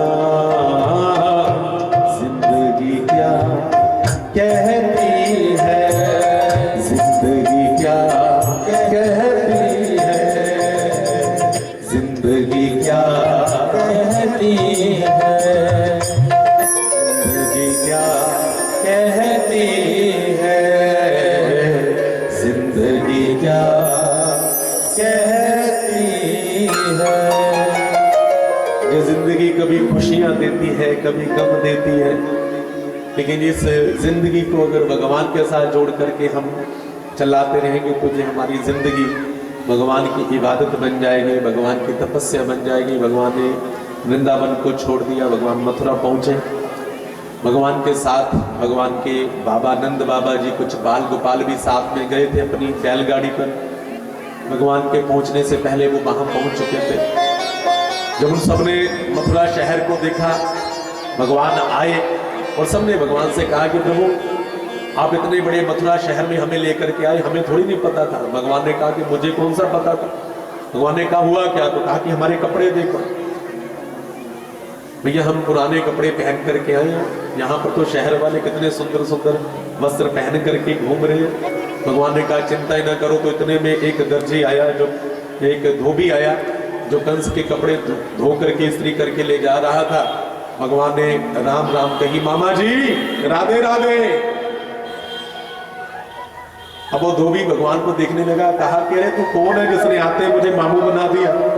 भगवान कहते हैं कि हम वृंदावन से आए हैं, हम भगवान हम श्री कृष्ण हैं और हमारे जो बलराम भैया वे हमारे सारे मित्र हैं, और हम यहाँ के जो महाराजा कंस हैं ना उनके सगे भांजे हैं। धोबी ने कहा ओ हो अच्छा तुम वही कृष्ण हो जो अक्रूर जी लेकर के आए हैं, मुझे पता है तुम कितने देर के मेहमान। भगवान को उल्टा सीधा बोला उस धोबी ने। भगवान के जो मित्र थे उन्होंने भगवान से कहा कन्हैया इनको जरा पूतना वाले हाथ दिखा दे। भगवान ने एक थप्पड़ मारा, धोबी जो था वो गोविंदाए नमा हो गया। सुखदेव जी कहते राजा परीक्षित ये वही धोबी है जिसने त्रेता युग में हमारी मैया सीता के ऊपर अलंच लगाया था। वो भगवान का मर्यादा अवतार था, मर्यादित अवतार था। भगवान ने कुछ नहीं कहा। इस कृष्ण अवतार में भगवान गिन गिन के बदले लेंगे। भगवान ने अपने मित्रों से कहा कि जो वस्त्र अच्छे लगते हैं पहन लो। सबने कंस के वस्त्र पहन लिए, लेकिन कंस कहाँ इतना बड़ा विशालकाय और बाल गोपाल छोटे छोटे। जब चलते हैं तो पूरे का पूरा रास्ता साफ हो रहा है, जैसे कपड़े हैंगर में टंगे होते हैं ना ऐसे सभी घूम रहे। तो कहा कि कन्हैया जी तो हम और भी बेढंगे हो गए। भगवान ने कहा चिंता ही ना करो। भगवान ले गए एक दर्जी के पास। उस दर्जी ने भगवान की बहुत स्तुति गाई, भगवान का स्वागत किया। भगवान ने कहा कि इन सभी के वस्त्र इन्हीं के नाप के बना दो। दर्जी ने सबके नाप के वस्त्र बना दिए। भगवान से दर्जी ने कहा कि प्रभु आपकी बहुत बहुत कृपा आपने मेरे ऊपर की। भगवान ने कहा कि भैया तुम्हारी कितनी सेवा हुई बताओ, पैसे कितने? दर्जी कहता है प्रभु आपने जो कृपा की है ना, आपने दर्शन दे करके इस भक्त के ऊपर जो कृपा की है बहुत बड़ी कृपा है। भगवान ने कहा कि चलो ठीक है, मेरा आशीर्वाद है कलयुग में उतने का कपड़ा नहीं होगा जितने की सिलाई होगी। तो जितने भी हमारे दर्जी भाई हैं, हमारी बहनें हैं वस्त्र सिलने वाले, इनके ऊपर हमारी कन्हैया की कृपा है, आशीर्वाद है। तो कहा कलयुग में आप सभी मुंह जोड़ाओ। और आगे ब्रजवासी जब हम वृंदावन में जाते हैं तो बढ़िया वस्त्र पहनते हैं। फिर हमारे मन में ये भावना रहती है कि भैया थोड़ी सी ठाकुर जी के अंदर से, बिहारी जी के अंदर से फूल माला भी मिल जाए, उसे भी पहन लेते हैं। तो ब्रजवासी भी फूल माला पहनने के बड़े शौकीन है। तो कहा कि कन्हैया अब थोड़ी सी अगर पुष्प माला मिल जाए। तो सुदामा नाम के माली के पास लेकर के गए। उस माली ने सबको फूल माला पहनाई तो सारे प्रसन्न हो गए। भगवान ने कहा कि और सेवा। तो कहा कि अभी थोड़ा सा राधे राधे का तिलक भी लग जाए, थोड़ा सा चंदन भी लग जाए। तो कहा कि ठीक है देखते। तो एक सरंदरी जो थी, कुब्जा जिसका नाम था, जिसको लोग कुब्जा कुब्जा कहते थे, वो सरंदरी जो थी वो लेकर जा रही थी। क्या? चंदन घिस करके कंस के लिए लेकर जा रही थी। भगवान ने कहा सुंदरी जी रुकती हो? अब उस कुब्जा को किसी ने आज तक सुंदरी नहीं कहा, सभी उल्टे पुल्टे नाम से पुकारते थे। भगवान ने बहुत सुंदर शब्दों से बुलाया। तो कहा कि ये तिलक चंदन हमें मिल सकता है? तो कहा कि अगर आपको लगा दूंगी तो बहुत आनंद आएगा। भगवान को लगाया, भगवान के सभी मित्रों को लगाया। भगवान के मित्रों ने कहा कि इसने तुम्हें चंदन लगाया, इसके बदले में इसे तो कुछ दो। भगवान ने कहा कि अच्छा जरूर देते हैं। भगवान ने कहा इधर आओ।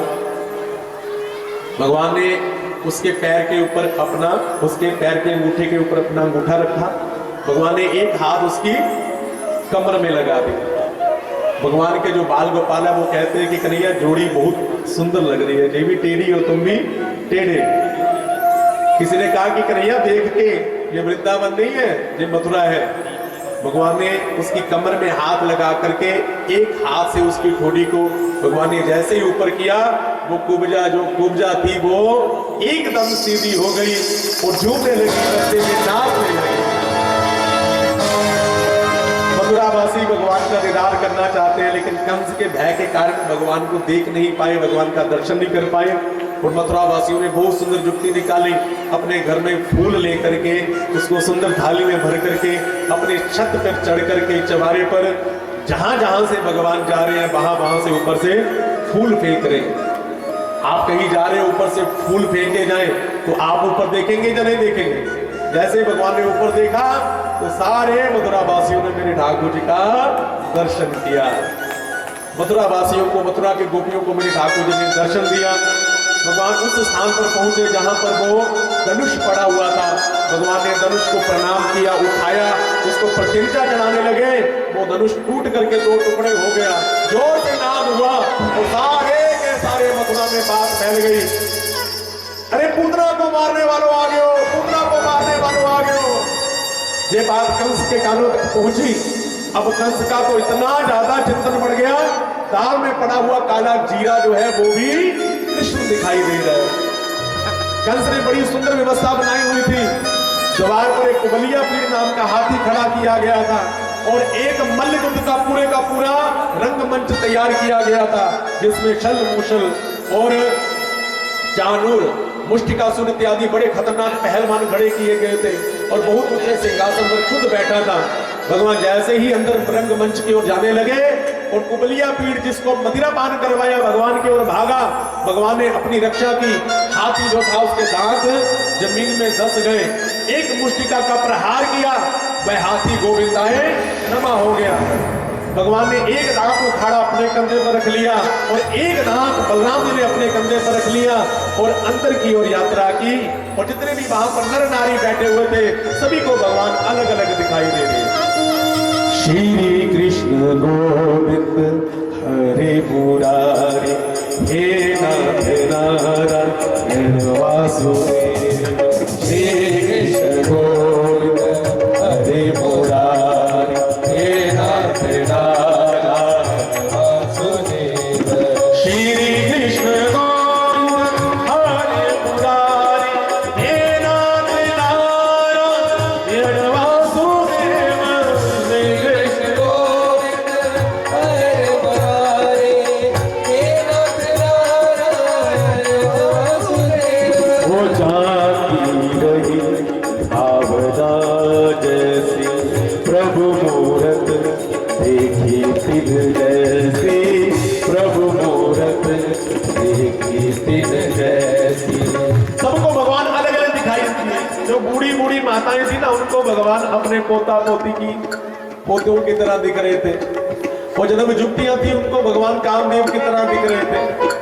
जो भगवान को सखा भाव से देख रहे हैं उनको भगवान अपने मित्र की तरह दिखाई दे रहे हैं। जो भगवान के भक्त हैं उन्हें भगवान में भगवान ही नजर आ रहे हैं। लेकिन जो दुष्ट हैं उनको भगवान अपना काल दिखाई दे रहे हैं। जाती रही भावना जैसे, प्रभु मूरत देखी तिन जैसी। जाती रही भावना जैसे, प्रभु मूरत देखी तिन जैसी। जागी रही भावना जैसी, प्रभु मूरत देखी तिन जैसी। जागी रही भावना जैसी, प्रभु मूरत देखी तिन जैसी। भगवान आगे बढ़े, आगे वो मल्ल युद्ध का पूरा ग्राउंड बना हुआ था, जिसमें चानूर और मुष्टिकासुर भगवान को ललकारने लगे, अपनी जंघा पर हाथ लगा करके। अरे अगर माँ का दूध पिया है तो हमारे साथ युद्ध करो। भगवान ने कहा कि माँ का युद्ध तो पिया है, हम चौमिन खाने वाले नहीं है। हमने तो खूब माँ का दूध पिया है, खूब हमने माखन खाया है, लेकिन तुम्हें शर्म नहीं आती? तुम्हें शर्म नहीं आती? इतने बड़े पहलवान हम बच्चों को ललकार रहे हो, हम इतने छोटे छोटे और हमको ललकार रहे हो। कानून कहते हैं हमें पता है तुम छोटे नहीं हो, तुम एक नंबर के खोटे हो। हमें पता है कि तुमने कितने कितने बड़े हमारे भाइयों को मारा है। तुमने पूतना को मारा, तुमने अगासुर को मारा, तूने सकटासुर को मारा, तूने तृणाव्रत को मारा, तूने शंखचूड़ को मारा, तूने इतने इतने बड़े बलशाली हमारे भाइयों को मारा, दैत्यों को मारा, और तू कहता है कि हम छोटे हैं। इतना कह करके भगवान कूद गए, क्योंकि माँ का वास्ता दिया था ना, माँ का दूध पिया है।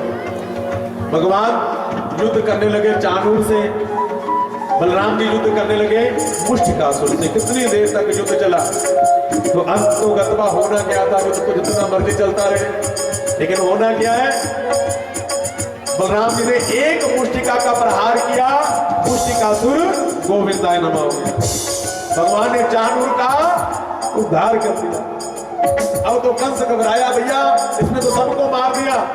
कंस और ऊपर सिंहासन पर बैठा, भगवान ने एक छलांग लगाई, दूसरी छलांग लगाई, तीसरी छलांग लगाई, भगवान कंस के पास पहुंच गए। भगवान ने कंस को पकड़ा बालों से और सिंहासन से नीचे फेंक दिया। कंस ने कहा छोड़ो छोड़ो छोड़ो। भगवान ने कहा क्यों छोड़ू? मामा जी हमको तो पकड़ना आता है, छोड़ना तो हमें आता ही नहीं, लेकिन आप क्यों चिल्ला रहे हो? तो कहा कि इसलिए चिल्ला रहा हूं कि मुझे दर्द होता है। भगवान ने कहा रे दुष्ट, जब मेरी मां को रथ से पकड़ करके नीचे फेंका था, मेरी मां को दर्द नहीं होता था? मेरी मां को भी दर्द होता था। बेटा जाके पार नहीं बिहाई, तान्या जाने पीठ बराई, जाके पार नहीं भटी बिहाई, तान्या जाने पीठ बराई, जाके पार नहीं भटी बिहाई, तान्या जाने पीठ बराई, जाके पार नहीं भटी बिहाई, तान्या जाने पीठ बराई। भगवान ने कंस को पकड़ा और पकड़ करके भगवान ने दोनों हाथों से उठा करके जो नीचे फेंका। नीचे फेंकते फेंकते कंस को हार्ट अटैक आया। जब सबसे पहला हार्ट अटैक जिसे आया था कंस को, कंस भूमि पर गिरा और गोविंदाय नमः हो गया। देवताओं ने पुष्प बरसाए और आप भी ताली बजाओ, कंस मारा गया। वसुदेव सुतम देवम कंस चारूरमर्दनम देवकी परमानंदम कृष्ण वंदे जगद्गुरु। श्री कृष्ण गोविंद हरे मुरारी, हे नारायण वासुदेव। श्री कृष्ण गोविंद हरे मुरारी, हे नारायण वासुदेव। श्री कृष्ण गोविंद हरे मुरारी, हे नारायण वासुदेव। श्री कृष्ण गोविंद हरे मुरारी, हे नारायण वासुदेव। श्री कृष्ण गोविंद हरे मुरारी, हे नारायण वासुदेव। गोविंद हरे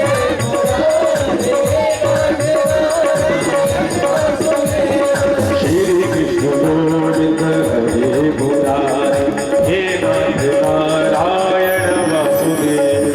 श्री कृष्ण गोविंद हरे मुरारी, हे नारायण वासुदेव। देवताओं ने पुष्प बरसाए। भगवान ने भूमि का भार आगे से ज्यादा हल्का कर दिया, क्योंकि कंस भूमि के ऊपर बहुत बड़ा भार था। भगवान ने अपने नाना जी, क्या नाम था? अग्रसेन जी महाराज, उनको कंस के कारागार से मुक्त करवाया, उनका राज्याभिषेक करवाया, उनको सिंहासन पर बिठाया। और नंद बाबा से प्रार्थना की कि महाराज आप बालों को लेकर के जाइए, भैया को समझाना, मैं थोड़ा सा जहाँ पर व्यवस्था बना करके फिर लौट करके जरूर आऊँगा। नंद बाबा चले गए, भगवान का मुंडन संस्कार हुआ। भगवान ने तब तक बाल नहीं कटवाए जब तक कंस को नहीं मारा। भगवान ने तब तक पैर में कोई चप्पल नहीं पहनी जब तक भगवान ने कंस को नहीं मारा। भगवान का मुंडन संस्कार हुआ, भगवान का फिर यज्ञों को भी संस्कार हुआ। फिर भगवान पढ़ने के लिए गए, कहाँ? उज्जैन में। भगवान उज्जैन में पढ़ने के लिए गए, वहां पर भगवान के परम मित्र बने जिनका नाम था सुदामा जी महाराज, जिनकी पावन कथा को हम कल श्रवण करेंगे। और कल सबने अपने अपने घर से चावल लेकर के आने, और फिर जहां से भी आपको भगवान के प्रसाद के रूप में चावल मिलेंगे, सभी कल चावल लेकर के आना। सुदामा जी का पावन चरित्र सुनेंगे, भगवान के अन्य विवाहों की कथा भी सुनेंगे। बहुत सुंदर कल की भी कथा रहेगी, लेकिन कल की कथा का जो समय है वो थोड़ा सा अलग है, पता ना आप सबको। कल की कथा प्रातः 10:30 बजे प्रारंभ होगी और 1-1:30 बजे तक चलेगी। उसके बाद पूर्णाहुति दे करके हम भंडारा करेंगे, ठीक है। और सबने कल आना है। और आज जो रात्रि काल का सत्र है उसका भी विश्राम है। और भगवान का यज्ञ को भी संस्कार हुआ। भगवान संदीपनी मुनि जी के आश्रम में पढ़ने के लिए गए, सुदामा जी मित्र बने। गुरु दक्षिणा में गुरु जी का वर्षों पुराना मरा हुआ पुत्र लौटा करके दिया। आगे उद्धव जी को भेजा गोपियों के पास प्रेम का पाठ पढ़ने के लिए। धीरे धीरे धीरे धीरे भगवान ने सुंदर सुंदर लीलाएं की।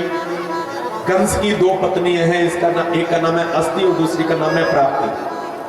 कंस के ससुर का नाम है जरासंध। इन दोनों ने जरासंध से जाकर कहा कि कृष्ण ने हमारे पति को मार दिया, बदला लो। बदला कैसे लिया? 17 बार भगवान के ऊपर आक्रमण किया। भगवान इसको नहीं मारते, इसके सभी साथियों को मारकर, सेना को मारकर इसे भगा देते। क्यों? भगवान ने इसलिए इसे नहीं मारा क्योंकि ये दुष्ट खुद दुष्टों को पकड़ पकड़ करके भगवान के पास लेकर आ रहे हैं। भगवान ने तो माना दुष्टों को है।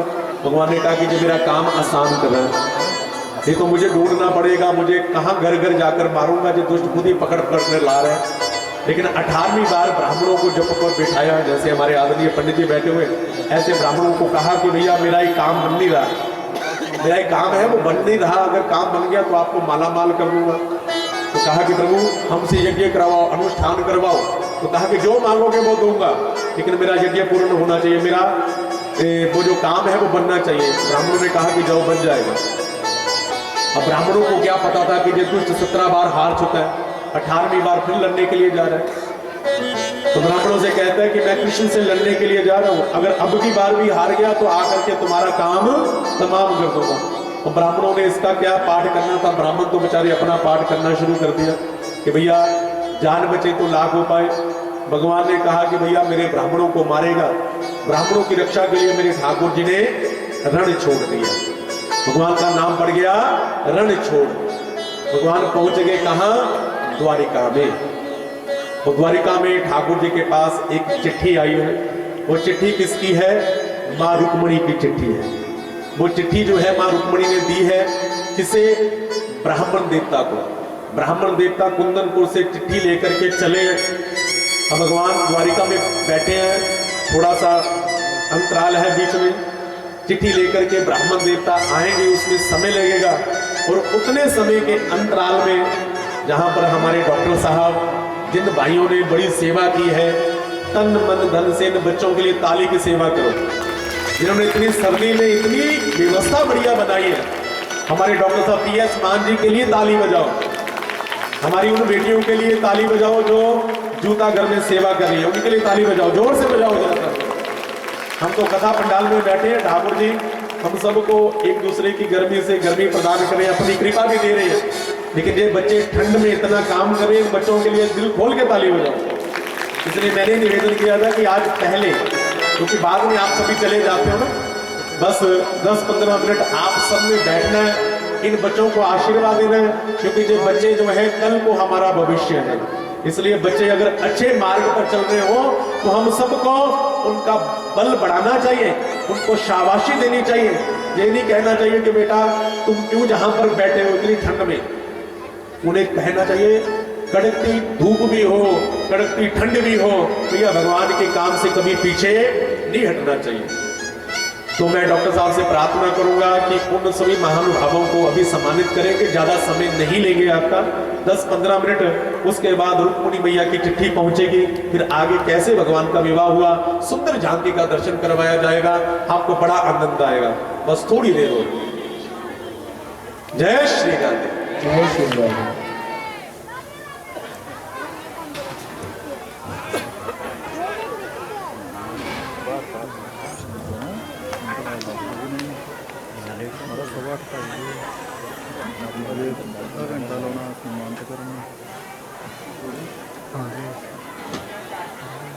राधे राधे।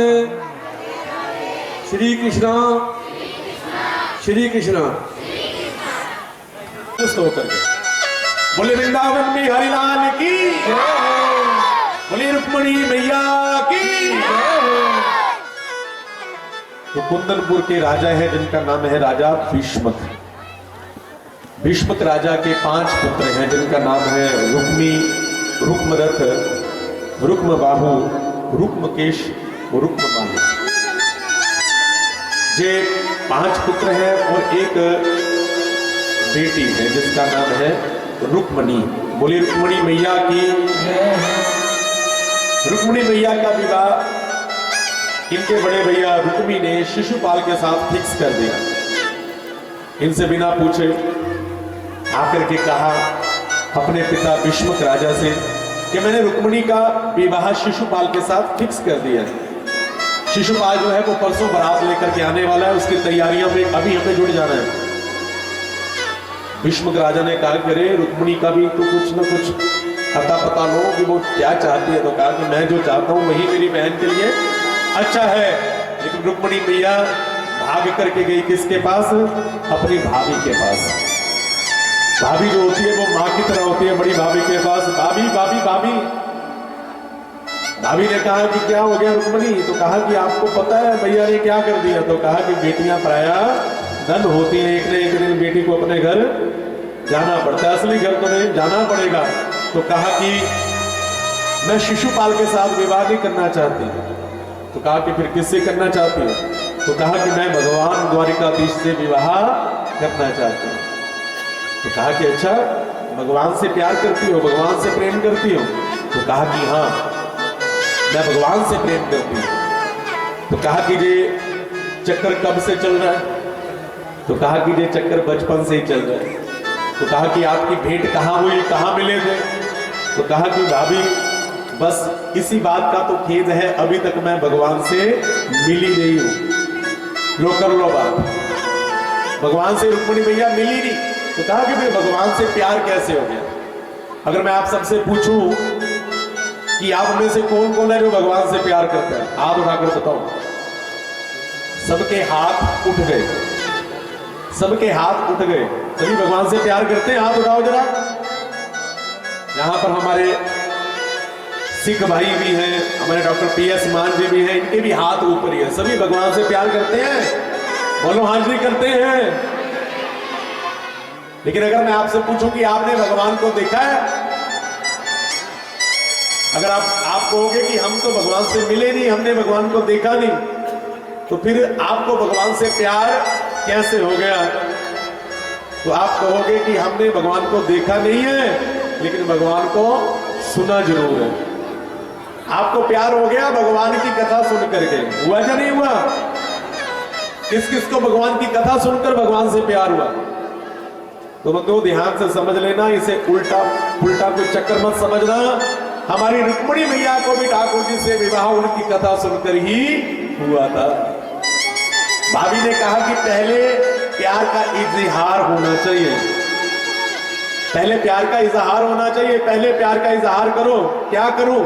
तो कहा कि उनको प्रेम पत्र लिखो, उनको प्रेम पत्र लिखो। प्रेम पत्र लिखोगी, प्रेम पत्र ऐसा लिखना कि भगवान तुम्हारा प्रेम जो है स्वीकार कर ले। रुक्मिणी मैया ने प्रेम पत्र लिखा। पत्र में क्या लिखा? भगवान और रुक्मिणी मैया हमारे तो माता पिता हैं ना। रुक्मिणी मैया ने कहा कि मैं कुंदनपुर की राजकुमारी हूं, मैं आपसे प्यार करती हूं, मैंने आपकी कथा सुन सुन के आपसे प्यार किया है और प्रभु मैं आपसे विवाह रचाना चाहती हूं। लेकिन मैं नहीं चाहती कि जो वस्तु शेर के भाग्य की है उसे कोई गीदड़ ले जाए। मेरे भैया ने मेरा विवाह शिशुपाल के साथ फिक्स कर दिया। मैं नहीं चाहती कि वो गीदड़ रूपी शिशुपाल मुझे बेहा कर जाए।